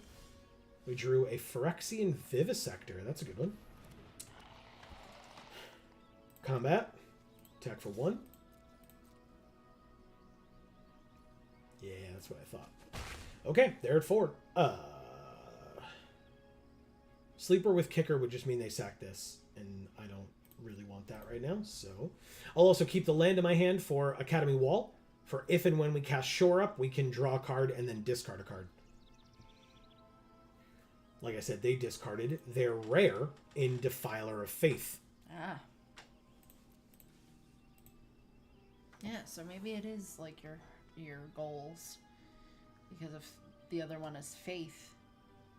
There's Faith instinct, dreams, flesh, and something else. Temporal firestorm. Oh boy. Okay. So what does that mean? It means that everything takes 5, except for one thing of their choice, which I assume is nail. But it doesn't show what they've chosen. Yes, it's nail. Okay. Well, I get to scry 1 a lot. On the bottom, that's 1 scry. Next scry. On the bottom, that's another scry. Oh. Next scry. To the top with an O3 defender? I guess, sure. Actually, yeah. So, oh yeah, and then it just stays there a bunch. Not a problem. Now, it phases out until some other time, which is not now. So, I might as well just play this now. It's at the end of their next turn, I think. So, pass. Basically, oh, it is now. Damn it, man. Okay, it's at the start of their turn. That's fine. We're going to take 2, and they're going to get to go search for 5 cards, or search through 5 cards. That sucks. That does suck. It's fine. We get to, if they play nothing, we get to kill it, because we just make them sack a creature. If they play something, then we get to just tap it down forever. Okay. Doesn't We'll see. sound bad. It's not terrible. Never mind, we don't get to tap it. Oh, yes we do. None for you. +1/+1 in hexproof. Suck it. Captain's Call, like 3 1/1s. It's a very good draw for them. And a Phalanx, which got just cheap enough with their creatures. And we drew another land. Even though we already scried and bottomed 2 lands. In a row. Okay, let's...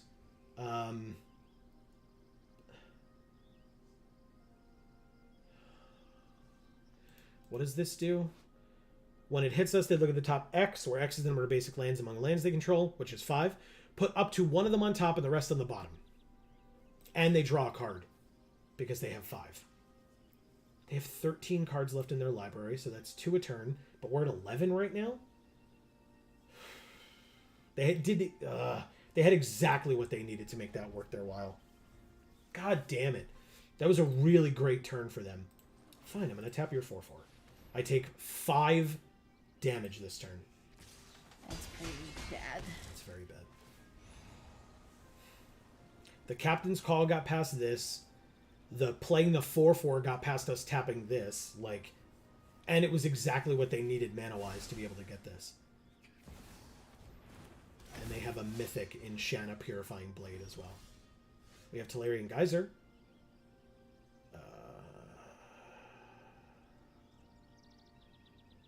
On Nail, maybe? Yes, on Nail.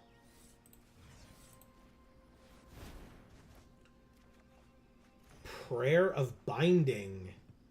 That's a good one. As we play the... What do we have? 1, 2, 3 white sources and 1, 2, 3 blue sources. No, 4 blue sources. So play the white.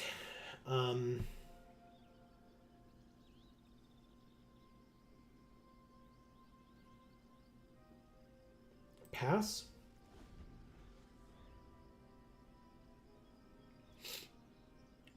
What is it? At the beginning of your end step, you may pay X if you do draw X cards. We want that to happen, though. Because we're, at this point, going to try to deck them because we can't win any other way. We take 6 and go to 3. They could draw up to 3 cards this turn if they want. They play Nail again. They do, in fact, draw all 3 cards. They notably have 7 cards left in their library. We can kill their Phalanx.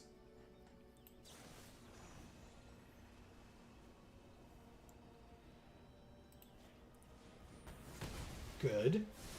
We can... Do we have enough mana for this? Yes, we do.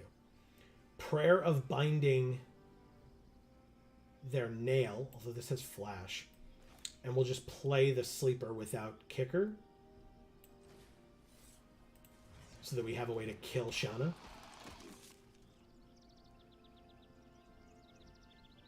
Pass.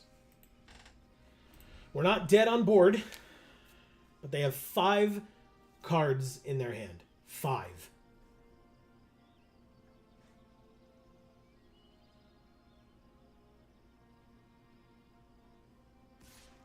Arena hiccuped a little bit there. Interesting choices. Greg is here. He says 5 is a lot. Yeah. Yeah, it sure is. All right. Passing to blockers. Hi, Greg. How are you? Let's Prayer of Binding on Nail. We gain 2 life. That's super helpful. We'll block one of the 1/1s. He says smile. They also have, like, all the mana. They sure do. And all the colors, it looks like. They sure do. Hey, Academy Wall. That's helpful. Sure. Play it. We'll keep the land in hand for the instant or sorcery thing. We can also tap down one of their 1/1s, I suppose. We could also just block one. It's not really that big of a deal. In fact, we could block and then tap something at the end of their turn. Is really more what would make sense, I guess. He says the hand land. It's what we do. It's our thing. We're going to take 1 and go to 2 here. Very wise. All right, so block, take 1. He says, I'm doing good. How are you guys doing? We're okay. Been a very weird night for Magic. Very Yeah, weird night yeah. for Arena. Iran. Benalia's Ruin. Look at you, buddy. He's dripping. He's a little gross, yeah. He's dripping with sex appeal. That's a way He to put kind it. of does look sexy. I mean, Right? For a cartoon. It's Danitha's dad. Danitha and Raph's dad, I should say. For a cartoon. I kind of forgot that Raph was Danitha's brother or Yeah. somebody. Yeah. Yeah, they're both Raph and Danitha Capuchin. Yeah. And then he is Iran Capuchin. Yeah. Greg says they will never expect it, the Handland. It's true. And then he says, I see Amy is in her normal form tonight. As always. LMAO. As always. 3 laughing faces. Yep. All right, so are we dead? No, right? 1, 2, 3, 4, 5. 1, 2, 3, 4. No, thank God. All right, pass to blockers. We block Shanna. We block this way, this way, this way, and see what happens. Come on, baby. They didn't have anything. We're at 1. Okay, 1 of our creatures died. 2 of theirs did. And then, oh, yeah, it doesn't matter. Cancel. There's nothing to tap. We'll take our turn. We drew a Battlefly Swarm. Yeah. That's a good one.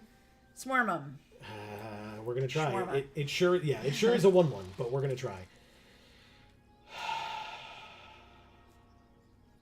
Pass.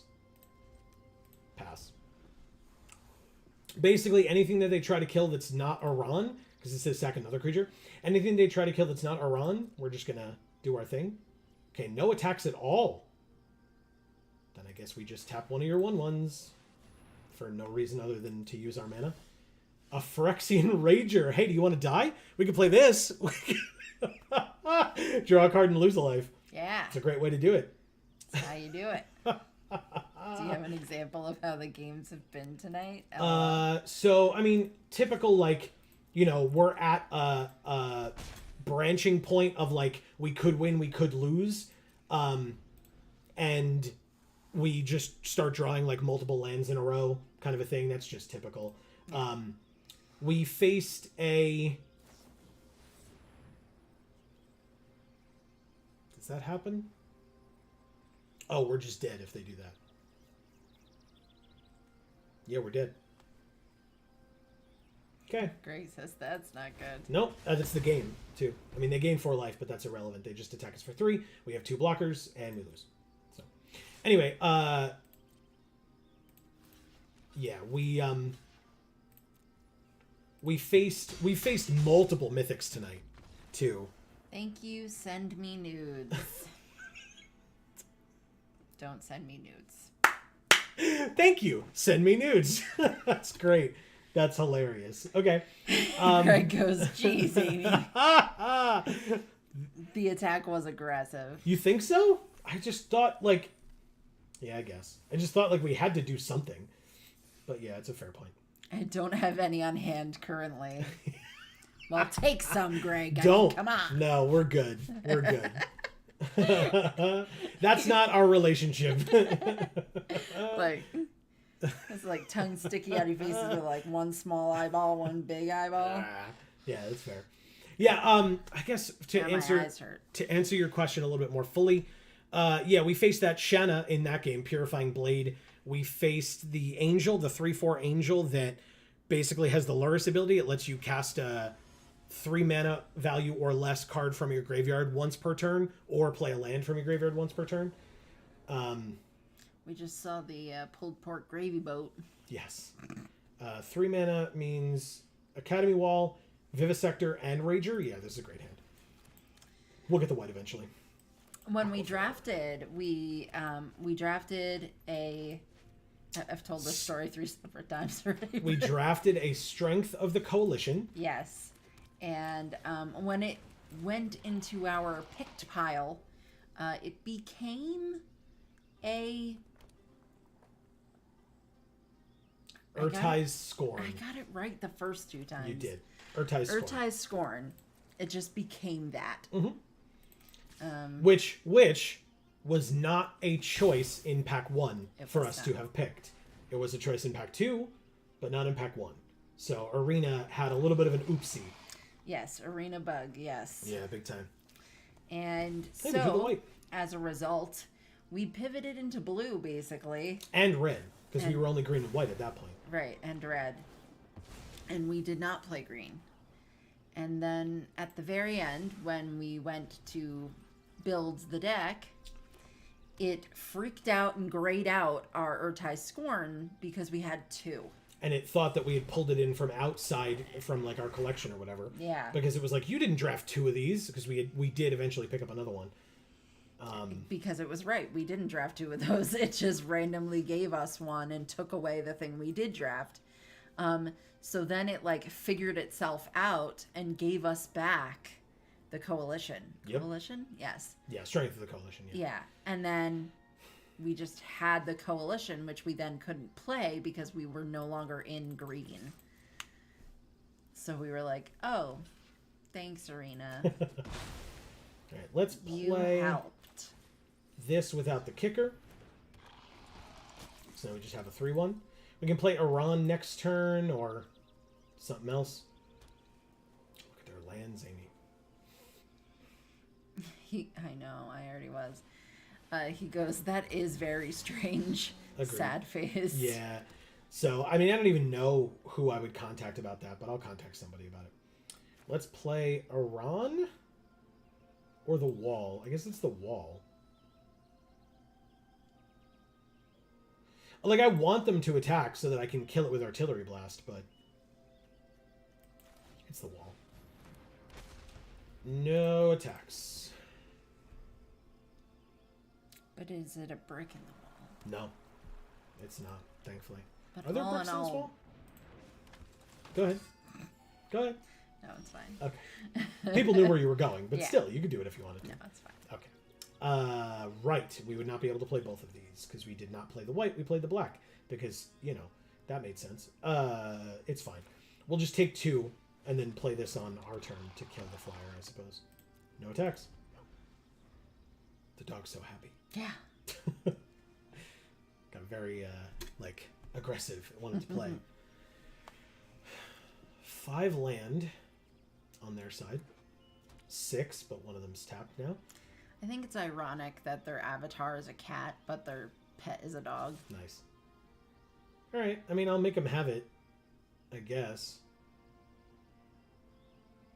Yeah, I'll make you have it. Sure. I know I have the Wingmantle Chaplain in here somewhere, but still, they just don't have it. No follow-up either. Interesting choice. 1, 2, 3, 4, 5, 6, 7. 1, 2, 3, 4, 5, 6, 7. Have to play the land. I mean, I'd rather kill this one, sure. Why not? Goodbye. I would not want to draw and discard. I know I had a land a moment ago, but I needed it, so decline. And then I don't think it's really worth stall for time here. I think we just attack with Iran. It's got menace anyway, but not that they would have blocked, I guess. Okay, they had their own artillery blast. You got it. He sure is dead. We end our turn.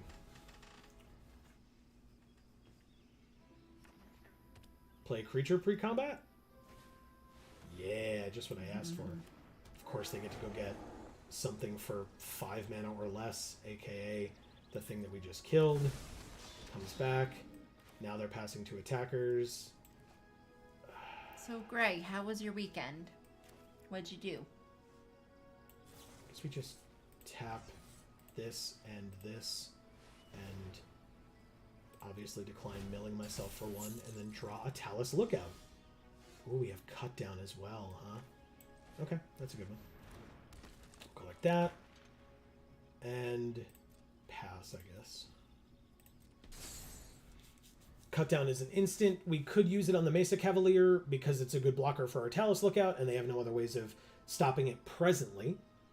But I figure we can wait at least until the end of this turn to see what else they might play. As a reminder.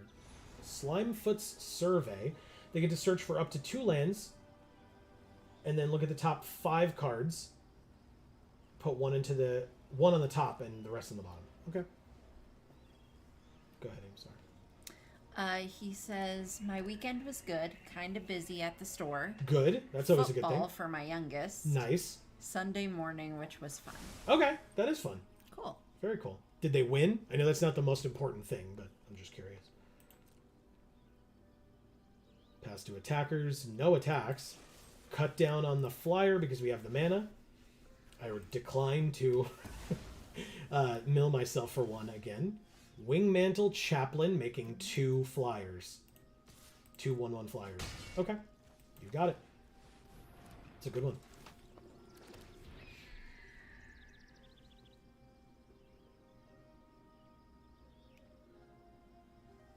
Okay. Well, I guess notably, if they... Citizens Arrest on the Chaplain or on the Flyer? On the Flyer. Okay.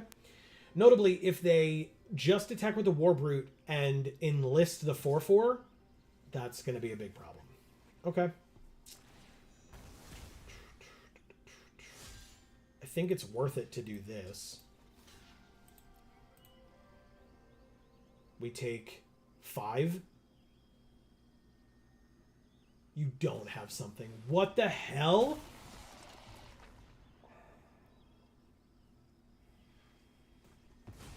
They always have something. Hey, I drew a card. Oh! Prayer of Binding. We didn't have the mana for it, but that would have been sick. Of course, a land after that. Combat. 1. Urtai is a bit awkward here, because right now we can Prayer of Binding the Coalition Warbrute after it attacks with the enlist of the Bone Rattle. Or Urtai, I suppose. We'll see. Because basically you can attack with 2 things, yup. So I'm just going to block the 4/4, Prayer of Binding the Warbrute after they've enlisted, and then we gain 2 life as well. So play that. Take that. Thank you. And block. Cool. Got there. They top decked. We won't know. Hey! That's cool. Like that. Combat. 1. 15. We're tied now. But now we're going to take 3. Because like I said, this Urtai is awkward here. We had a fun weekend as well. We went down to a community theater show that was hilarious. It was the kind of show that was very bad. Like, very, very bad. It was very poorly written. The singing was fine, especially depending on who you're talking about in the cast. They didn't attack. I'm very surprised. So yeah, all those things occurred. But because of the fact that it was so bad, Amy loved it. It was the greatest thing ever. It was like actually like Okay, so we like paid $100 for all four of us to go because Yeah. it was $25 a person, and at the end of the night, it being so bad, Joe asked, was it worth $100? And I was like, I would have paid $1,000 for that. It was incredible. It was not incredible. It was so bad. It had everything, right? It had everything you want in a show. It had everything you don't want. It had like a nonsensical sub theme. It was like, it had love interests that didn't make sense. It had like creepy, not like, well, there wasn't really like a love triangle thing, but there was like, a very young girl who was having like suitors and stuff, and they were like being all creepy, like hanging on her and things. So it was like super uncomfortable at times. And then it was super hilarious at times when they didn't mean to be funny. And, that's my jam. God damn it, man. So many fucking land. Okay. Combat. Greg says, sorry, I suck. I should have asked that. I was listening but not able to type. That's okay, Greg.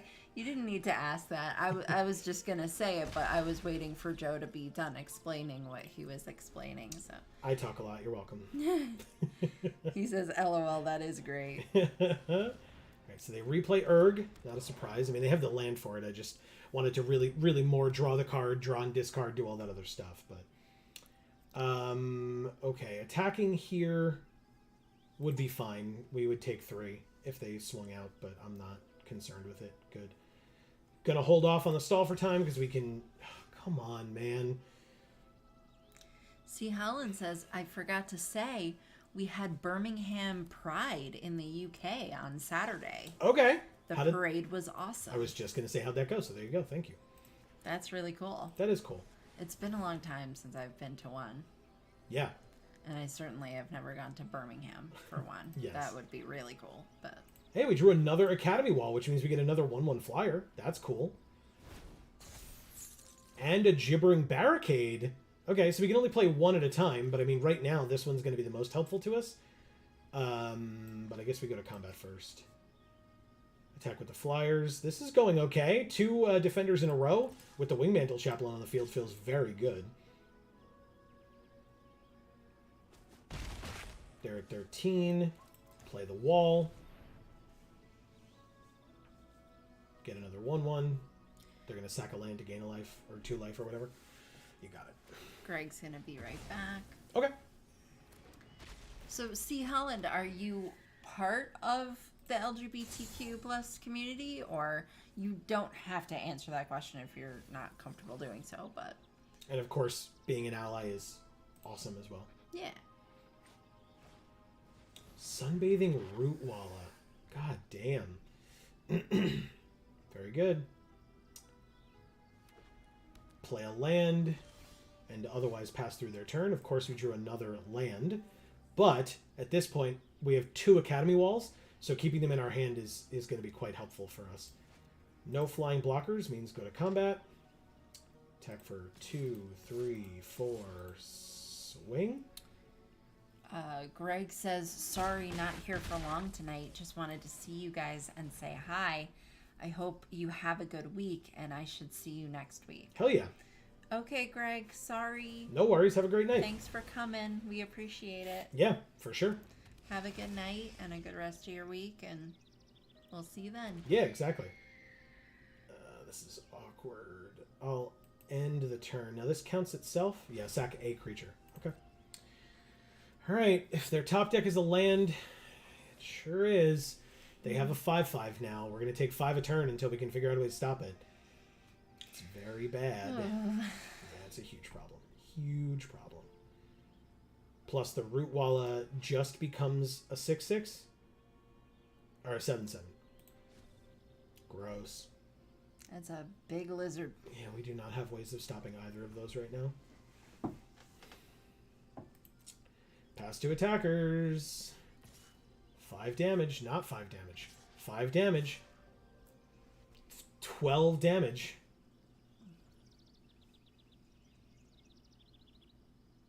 Pass to blockers. No trample on anything. So I think what I'm going to do is block here. It has the potential for the most, because it would be 7. And then we just use the ability. Sack the bird. Gain a life. Draw a card. And then take 5. It was, of course, another land. Why wouldn't it be? Instant or sorcery, please, so that we can get one of these out of our hand. Rada, Coalition Warlord. Great. They have a sick domain deck. Rona's Vortex is an instant or sorcery. I think right now we put Rada on the bottom. Rada on the bottom. So let's auto pay there. Sure. I will activate both times. Thank you for asking. Take the action. We drew a Battlefly Swarm. That's good. Get rid of the swamp. On the second, take the action. We drew a land because of course we did. Let's get rid of the beachfront because it enters tapped. And then we put that on the bottom of their library.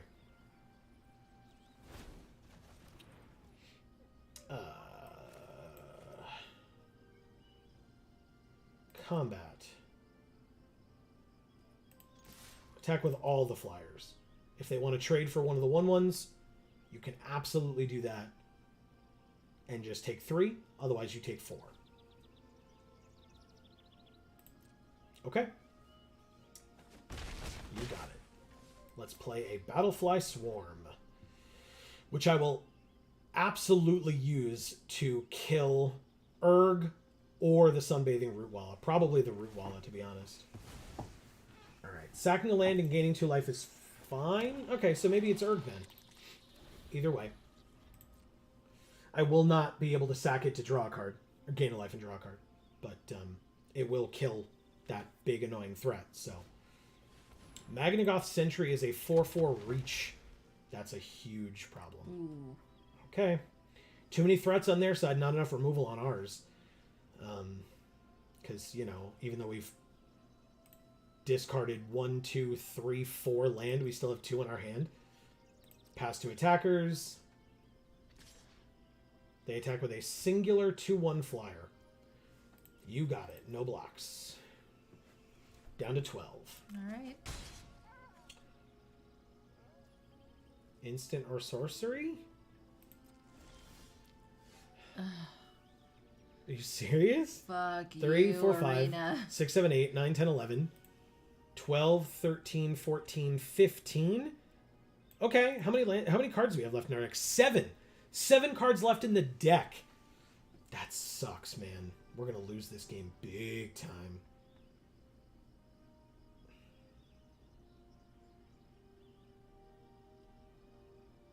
I don't even know what to do. I genuinely don't even know what to do. What was the card that lets you discard and draw? These 2. But you have to play an instant or a sorcery. Shoot. Pass. Now the 2/3 flyer holds back the Mesa Cavalier. The Battlefly Swarm seems to be holding back literally everything else that's a big threat on their side. So, and they have 13 cards left, which is annoying. But for every card that they put into their graveyard, that's 1 less. Right, so that was not a land. Their method of filtering their lands out is a lot better than ours with Urg. Weatherseed Treaty. They don't have to play it on 1. They can play it on 2 or 3. They play it on 1. Interesting. I guess to like gain them life and stuff with Urg. Let's see where the attacks go. Nowhere. Take our turn. Defiler of Dreams. Okay. It's fine. It's a 4/3 flyer. That'll be helpful to kill. Basically, we're just going to trade with the Magnagoth Sentry with this thing. Unfortunate, but fine.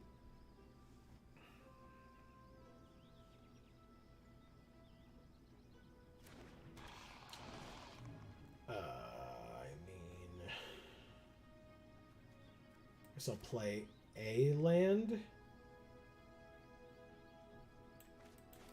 Yeah.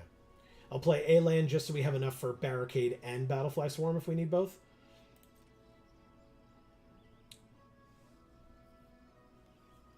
No attacks. They have a 4/4 reach. Okay. Look at the top card of their library. They may put it into their graveyard. They don't. They make a 1/1. You got it.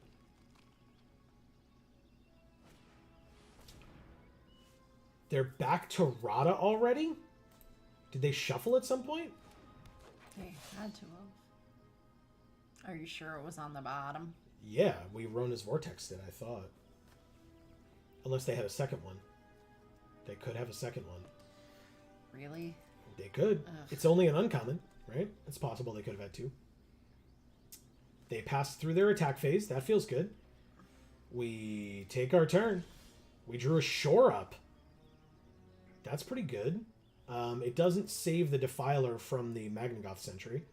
So let's go ahead and attack now with that. There's no blue permanent spell, so we'll just do it. They take it. Ooh. Okay. Okay. I smell a big swing, but that's fine, I think. We'll end our turn. Yeah, it resolves. I'm not going to play Shore Up in response to you erging. That's right, erging. Yeah. Ergin. Ergin, all that. Domain on the 1/1 to just diversify their threats. Oh, and it gains trample as well. Interesting. Okay. And Rada gives trample as well? No. Just +X/+X. Okay. They have one card in hand.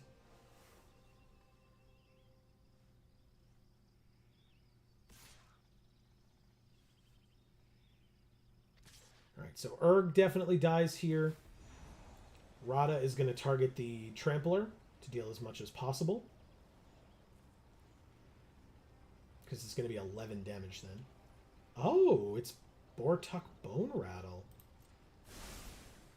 Okay, so basically, I mean, the best thing to do here is pass to blockers. We're going to block like this over here. Like this over here on Rada.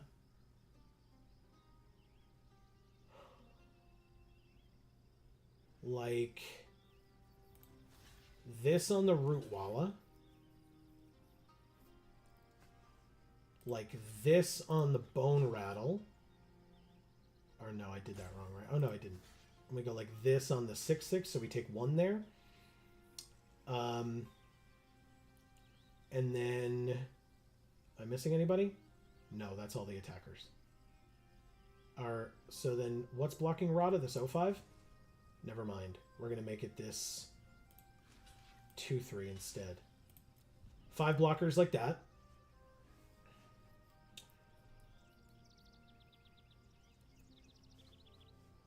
They have one card in their hand. It could be charge through or whatever the hell it is. The heroic charge or whatever. +2/+1 to everybody and then trample. It's Strength of the Coalition. That's what you top decked? On the exact turn that you had Chapter 3 of the Weatherseed Treaty.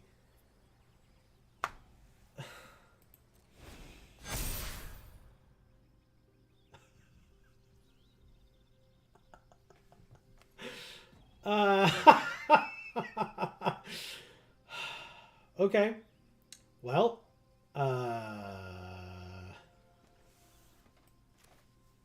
let's go with Gibbering Barricade on this thing. Sack it. Gain a life and draw a card. We drew a Phyrexian Rager. That's fine. Let's also activate this ability and give it Death Touch before I forget, so we can kill this stupid Erg spawn of Turg. Then we can do this one more time and get rid of... I mean, everything's gonna die. So this one... Gain a life and draw a card. We drew Artillery Blast. That's 2 mana to deal 4 damage to something. We will wait until our turn for that. I believe we just passed to damage now. You got it. We are at 12. They're at 7. We take our turn. Everything has shrunk back to its normal size. We will Artillery Blast. Now, how many cards do we have left in our library? Literally 2. Artillery Blast down Rada?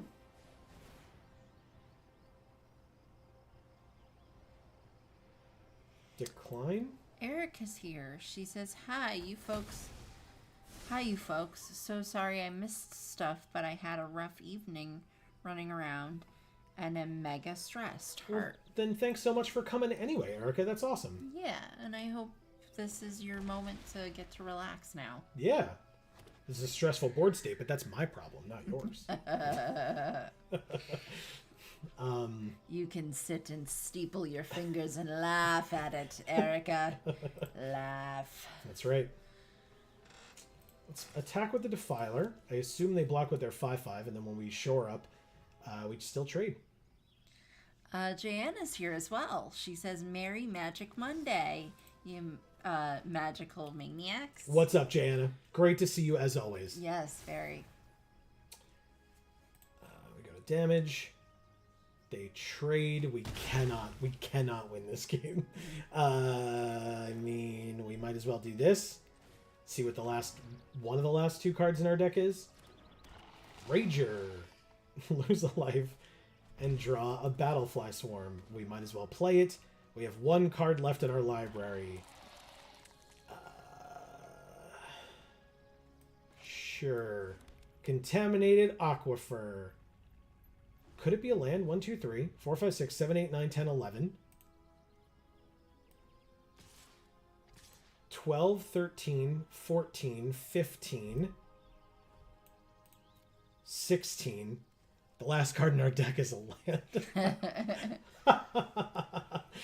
Ah, spectacular. Okay, let's block. Like, it's super irrelevant. Let's block this way and this way. 2 blockers. Yeah.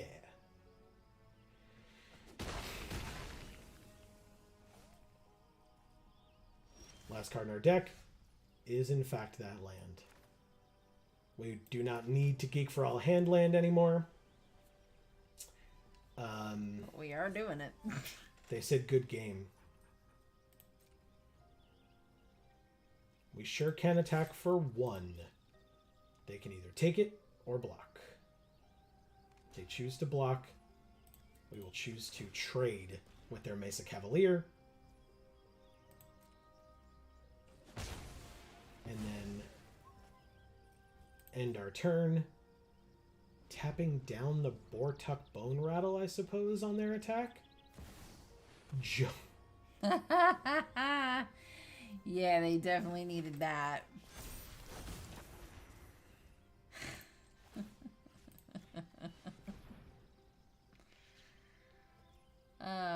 They literally could have just passed their turn and they would have won. But instead we have to deal with this. Oh, nope, that is not what I wanted to do. Cancel. Pass to blockers. Block here. Block here. They sure do get to activate to kill the 2/4. It works. Pass to damage. Let's not realize you don't have any cards. They know.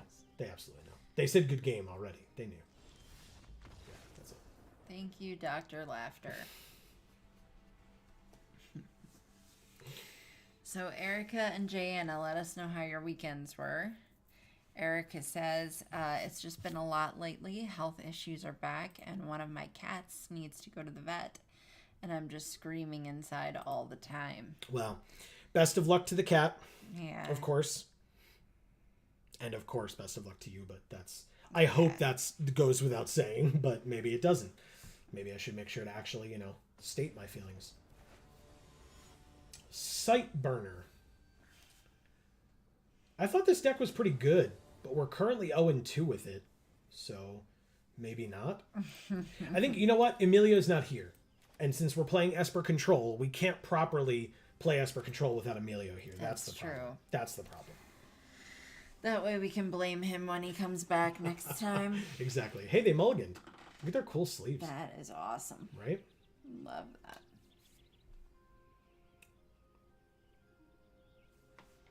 It's like slightly vibrating. Yeah, it's neon. Yeah, it's awesome. Because Kamigawa Neon Dynasty. Yeah, I know. All right, Crystal Grotto, scry 1, and then play nothing. Vivisector. They have a Jace puppet. I love you. And I mean the Jace puppet, not our opponent, although I'm sure our opponent is a fine individual as well. Let's play the Rager. Draw a card and lose a life. Hey, it's a land. Look at that. I'll play that next turn. They play nothing again. Combat. Attack for 4. So right now, there's no reason to play the Defender. I'm just going to drop out this Soaring Drake and see them counter it. That's totally fine. I'd rather get the Defenders on the field with the Wingmantle Chaplain in the deck. So that is just fine. C. Holland says, yeah, it's his fault. Take that, Emilio. You're not even here to defend yourself. Exactly. Well, it's not a Defender's Jack, Joe. It's an Esper controlled deck. No, it's also a Defender's deck. Oh. Damn it. All right. Combat 2. And then Gibbering Barricade. I guess there could have been an argument for the Sleeper. Maybe I should have played the Sleeper. All right, we'll see what they play. Yeah, so Jana and Erica, you missed some interesting stuff. We talked about what we did over the weekend, which was go to a very weird, bad play. That was community theater. And I loved it to my very core. Okay, and then we will end our turn, keeping up cut down just in case, but they haven't played any creatures yet this game. It's all been removal. Maybe they were waiting for the white? Nope, they just passed through their whole turn. All right, well, we drew the drawbridge. Let's go to combat and attack for 5. They have Artillery Blast. You got it. It does. Also, Arena sharded when when we draft we draft a green coalition card. Strength of the Coalition. Whatever. And then it just decided randomly that it was going to be the blue. Damn it, just say it. Urtai's Scorn. Urtai's Scorn. I'm only remembering the last word because that's how I always nickname them. Yeah. So yeah. It just randomly changed our green coalition pick. Why would you tap my white Arena, you piece of shit? Sorry, I was trying to figure out while I was mousing over what it was tapping. What a fucking waste of a whole turn. Cool. So glad. I'm sorry I yelled, everybody. I apologize. What a fucking waste. Fine. See if you counter it. If not, it goes to the bottom of your library. They don't counter it. Okay. Combat. 2. What a waste of a turn. God damn it. Okay. Sorry I interrupted you. Erica says, oh no, was it really bad? Yes. The writing was very poor. The actors did an okay job. Some of them were obviously better than others. That's just kind of how it works sometimes. But the story made no sense at all. No. Like they tried to say it was like about the Headless Horseman, but it really kind of had nothing to do with that. No. He showed up at one point, and he was one of the good singers, but he had like half of a song, basically. It was not a very long song at all. But yes, in case you're wondering, the Headless Horseman had a song that he sang. Correct. Because he got his head back. He sure did. It was a whole thing. It was. But it was amazing. Yeah. Thoroughly amazing. And yeah, so Arena just decided to change our coalition to an Urtai Scorn, and it was random.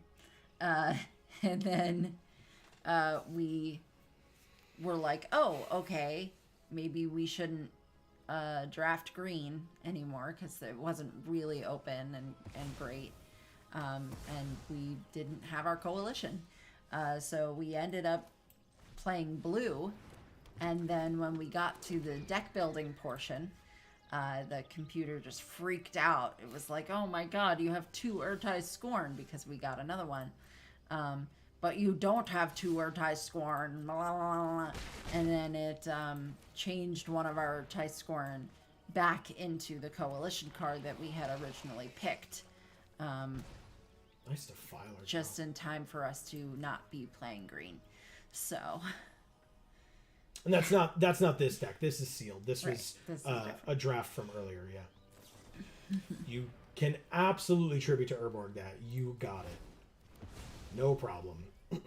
We end our turn.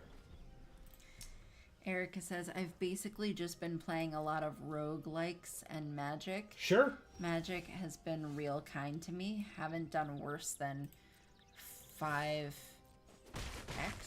Yeah, so 5 and however many losses. Oh. In forever. That's awesome. Okay. Cool. Defiler of Dreams is countered. And then we play the land so that we can keep up Artillery Blast in case they play something and tap it, which is not going to happen because they are a control deck, but a control deck that's very much losing to us right now.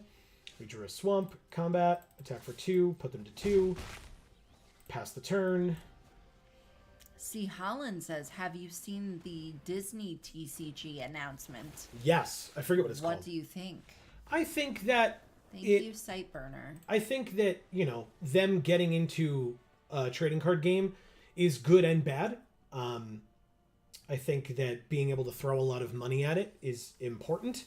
I think that it will be not bad at all for Magic, but it will be bad for smaller independent TCGs, especially because I've seen a lot of content creators trying very desperately to suckle on the teat of Disney, which again, I guess I can't fault them for, right? Because if you can get sponsored by Disney, that's a pretty good idea if you want money, in this capitalist world that we live in.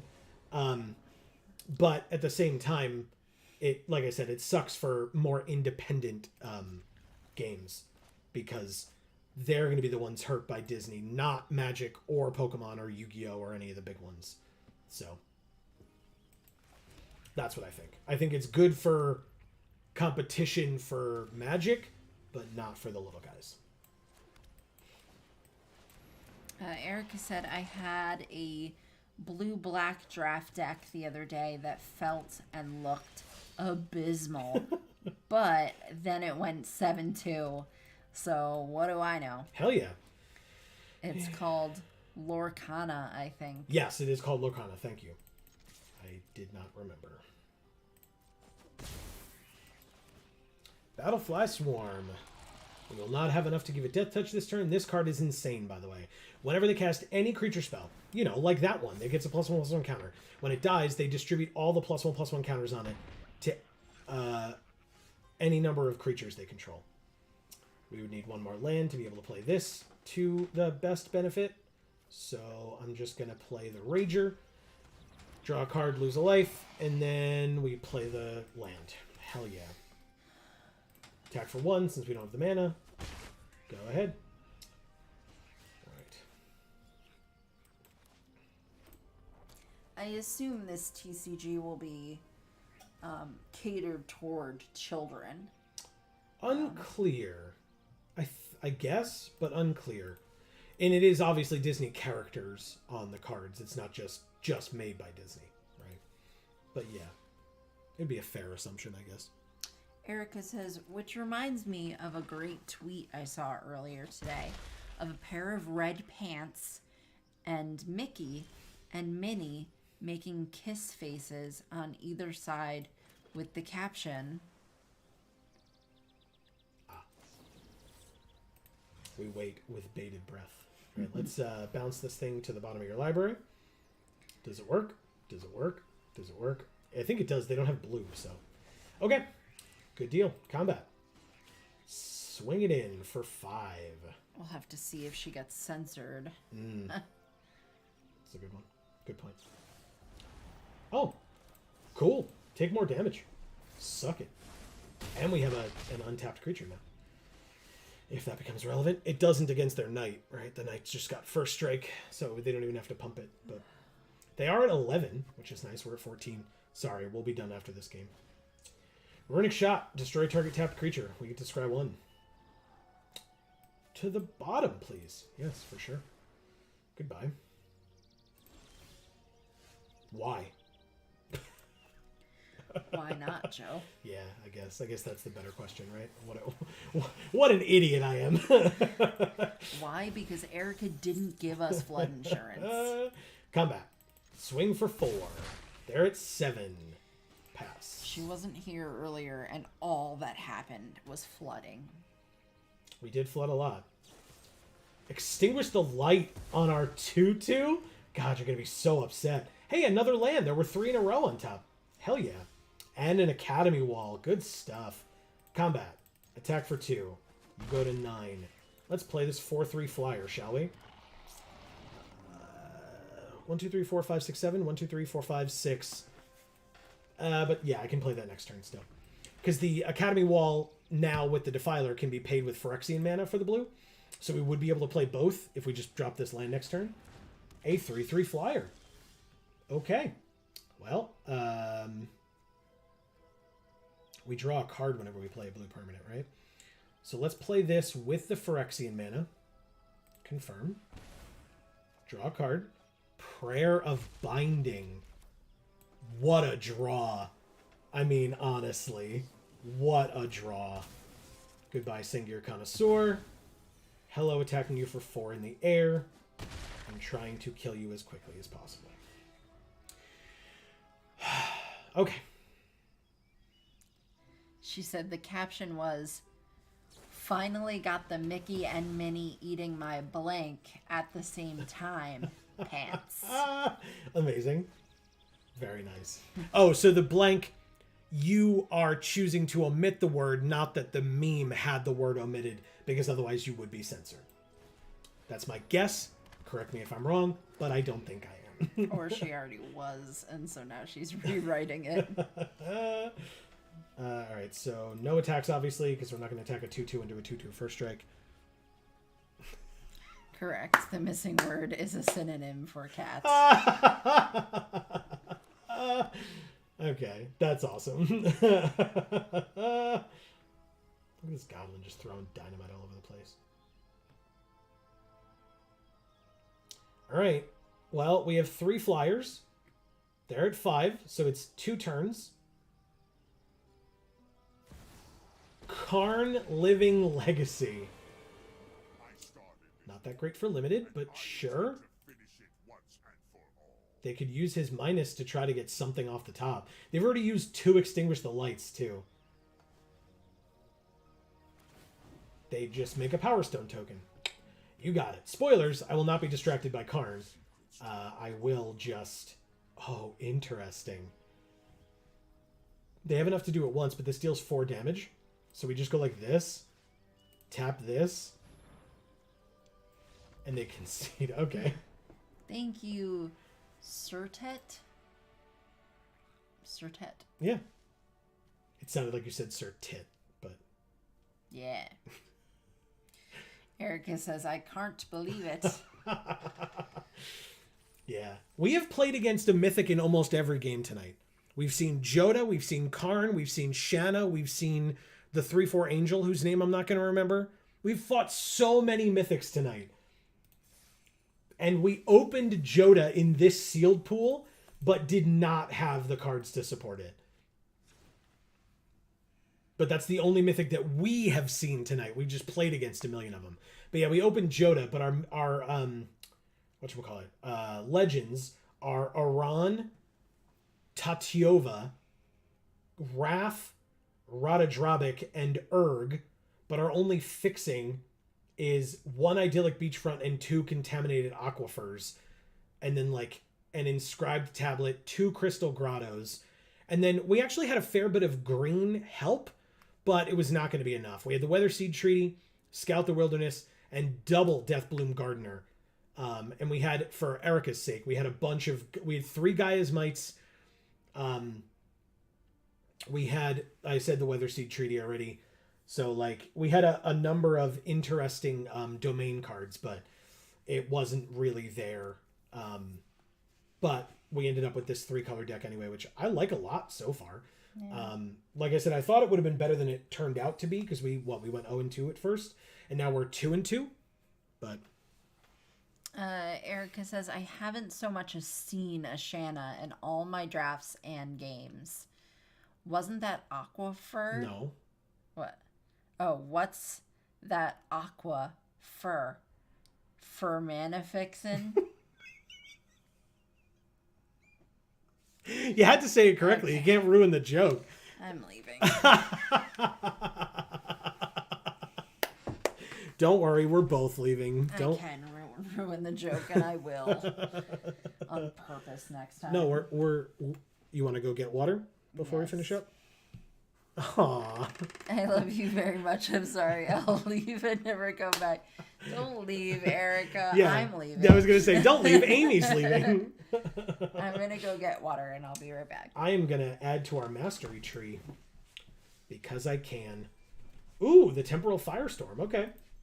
Sure. We're just trying to get to the squee sleeves.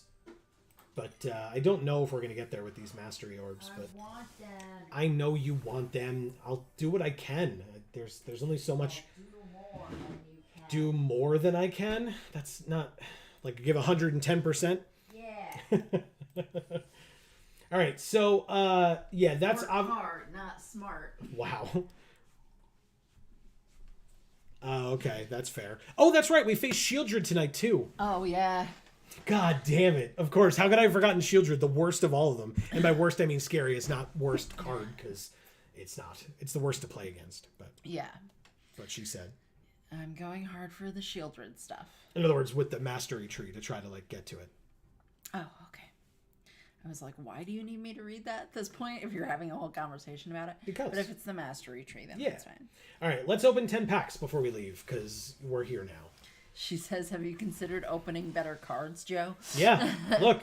Oh, look, we opened a much better card. There you go. Liliana of the Veil, Soul of Windgrace, and a Johnny Sleeper Agent. Firsts for all 3, by the way. And of course, the only thing... one of the things that we opened a duplicate of is this shit-ass Aster Bear of Blades. This card's so bad. Well, they have to give it to somebody, and nobody else wants it. But I know a lot of people aren't super happy with this Valiant Veteran. I like this card. I think it's pretty cool. Drag to the bottom is fine. It's a good domain card. We opened our first Rivaz of the Claw, and Ivy, Gleeful Spell Thief. Ooh, cool. Fairy Rogue. Yeah, I like that one. So yes, Erica, apparently I'm only capable of opening good cards when I'm opening packs, and it's completely inconsequential. But otherwise, no, I hadn't considered it. But it seems like because you were here, we opened these cards because they're definitely Erica kind of cards. Yep, the Fairy Rogue, the Liliana, absolutely.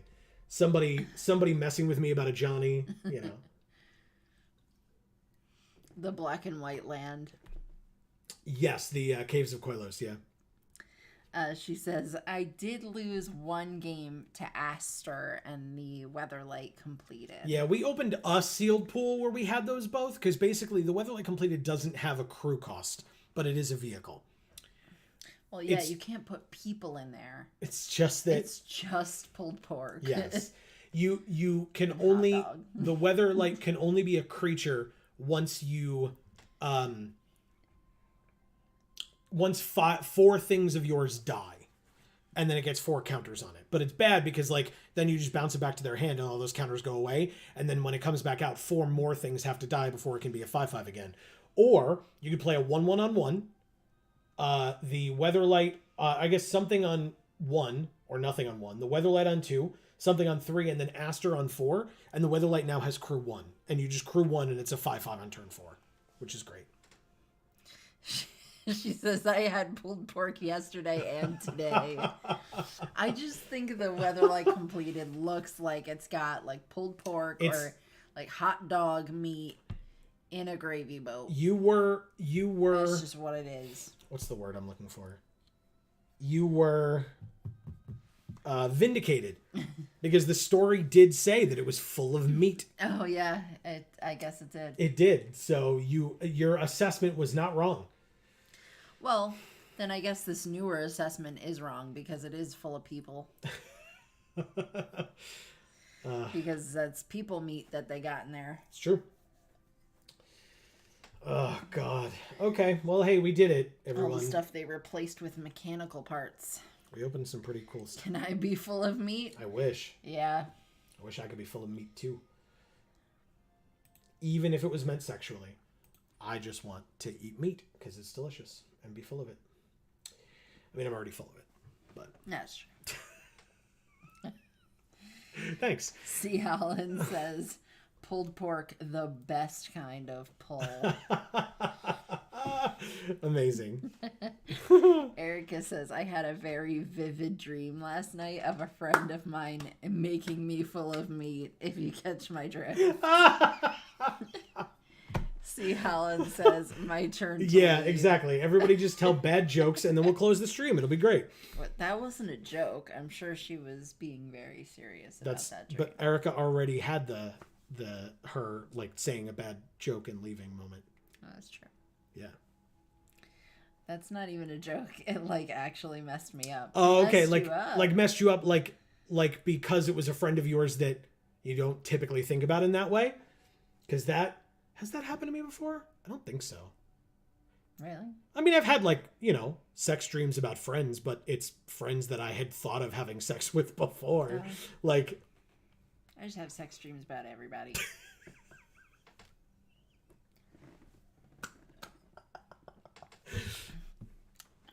She says, I felt guilty, I guess. It's fair. Oh, that's silly. Silly. Yeah. Also, yes, great friend, but absolutely zero romantic or sexual attraction. Fair. Yeah, we have a very close friend. I won't name her, but we've discussed her in the past. But I had a very close friend who, I mean, back in high school, because she was so nice to me, I was just like, oh, it's a girl and she's nice to me, so I should date her. Like, that's just how it works. Like, I wasn't physically or sexually attracted to her, just like what Erica said. She just was an awesome person and a very close friend. And so one day I asked her out and she didn't answer me, and we just walked away. And the next time I saw her, we basically pretended like it never happened.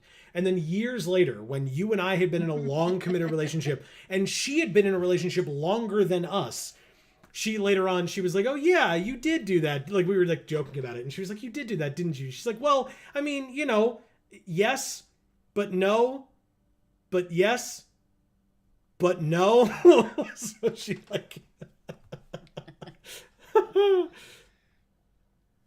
nice. Dream was absolutely 2010. 20 out of 10 though. 20 out of 10 though. No notes. Oh my God. Amazing. That's awesome. Good for you. Very good. That's amazing. So, hey everybody, if you weren't aware, we will continue this Sealed next week. I actually genuinely don't know if Sealed will keep going on for much longer. So if for whatever reason before next week's stream, this will go away, don't worry, I'll finish it on my own time. But she says I need to get it somewhere, and somewhere is the dream realm, apparently. I'm so sorry, Erica. We had a friend of ours at camp back in the day when Yo Mama jokes were a huge thing. We had a friend. There's still a huge thing in my heart. Good. I'm so glad. We had a friend who, anytime we would make a yo mama joke about his mother, his parents were estranged and or divorced, but like it was complicated, but they weren't living together anymore. And his comment always was, well, good, she's got to get it from somewhere because it's not coming from my dad. Which was such a good joke. What a great response to that. I loved it every time. So, yes. Yeah. Incredible. Yeah. Yep. Yeah, so you could never you could never say like, oh, I had sex with your mother last night or whatever, because you'd be like, well, thank God. Thank God someone did. Somebody should. Oh my God. It's warm in here. It's got to be the lights, right? Like the AC has barely been on all day, but I am very warm. You're not warm? Nope. Fair enough. The thing I remember from my dream most is going, wait, you're supposed to be in England, and then... Okay. That's awesome. So nothing else happened between those two. Okay. That is a good dream. Is that the line right before the climax? Because that's hilarious. That's like the best thing. That's really funny. Oh, man. Hey, everybody. While Erica is continuing her story, if she chooses to, or maybe that was the end, regardless, I figured I will say or remind everybody. Listening. Exactly. Seems good. Exactly. I'm happy to keep hearing it. I just figure I'll fill the space with us like starting to close out. No, that's the line before the penetration. Even funnier. Hell yeah. Amazing. I like it. Okay.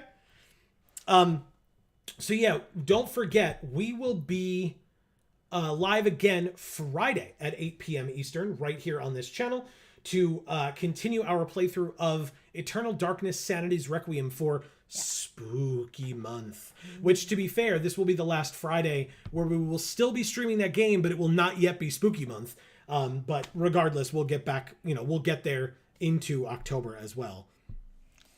But also, like, it was one of those dreams where everything was so mundane.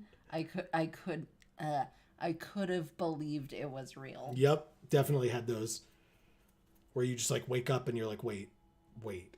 Like, but that happened though, right? Like I was there for it. It happened. Yeah, that's fair. As opposed to like waking up and being like, oh, I was with people that I should never, like accumulation of people that are like never together. And like, why were we where we were? Yeah, that's fair. And then as a reminder, if you're only here for Magic the Gathering, no hard feelings whatsoever. We will be back on Monday, next Monday at 8 p.m. Eastern for more of this. Like I said, if it's more sealed, great. If it's more draft, also totally fine. She says, anyway, thanks, Dream Dude. You were great. Well, speaking of thanks, do you want to give thanks where thanks are due to our friends in chat tonight? Yes, Erica, thank you for the wonderful dream recounting. And also, thanks for stopping in even when you've had a bad day. We really appreciate it. And hopefully we were able to like bring a little bit of levity. And hopefully you'll have a good night tonight as well. C. Holland, thank you for being here. Yeah, we Always appreciate it. nice. Thanks for hanging out. Yeah. Jayana, thanks for stopping in. I know it's tough. I appreciate it. Yep. Greg, tried and true, always here because he's awesome. That's right. Even though he couldn't be here for long tonight, we really appreciate it. Yeah. Battle, thanks for being here. It was a little while since we had gotten to talk to you, so it was cool. And good to talk to you tonight about stuff. And Dave, thanks for lurking. Lurking in, which is fantastic. Erica says, I love you both forever. You always make me happier than when I arrive. That's awesome to hear. Aw, you always make me happy too. I mean, without the exaggerated tears, I echo the sentiment regardless. Speaking of lurking, if you were lurking and we did not mention your name just now, not a problem. We still really appreciate you being here. So thank you for doing so. We just didn't see you, so we didn't get to say your name out loud. If you do want to hear your name, please don't ever hesitate to talk in chat. Even if you just want to pop in, say hey, and pop out, not a problem whatsoever. I will read your name at the end. Exactly. So, and honestly, if you're not comfortable doing that, please don't ever feel pressured to. We just, we'd love to have you stop in. Erica says, Joe and Amy don't bite. I do, but only consensually. Exactly. And I mean, hey, that could be a draw. Who knows, right? So, so yes, please be aware of that as well. But yeah, we'll be back, like I said, next week for more Magic, but Friday for more live streaming in general. So hopefully we will see you at one or both of those. But between now and when we see you next, whenever that happens to be, on pre-records, don't forget, we have other channels, links down in the description box below. Video Games for All and Gluten Free for All. We've got Pokemon Sapphire tomorrow. We've got Banjo-Kazooie on Wednesday. And we've got Phoenix Wright Ace Attorney, the second to last episode this Sunday. We've got Gluten Free for All, one new video a month, and stay tuned. And don't forget, wherever you are, to subscribe and ring that bell so that you will get notifications whenever any of our videos come out, and if you're on this channel, whenever we go live. Erica says, will Phoenix and Edgeworth finally make out? You'll have to stay tuned and find out. You were gonna go further. I'm sorry, I didn't mean to No, I was just gonna say no, and be sad about it, but you gave her hope. Yes, exactly. Now kiss. So anyway, yeah, we hopefully you look forward to any and all of those things if that sounds interesting to you. Good night, everyone. Good night, Erica. Hopefully we'll see you Friday. No pressure either way, but best of luck on the rest of your week. Hopefully it's a good one for you. And literally anybody else, we hope you have a great week ahead. And as I was alluding to before, between now... She says, I'll be here. Awesome. We look forward to it. Yeah.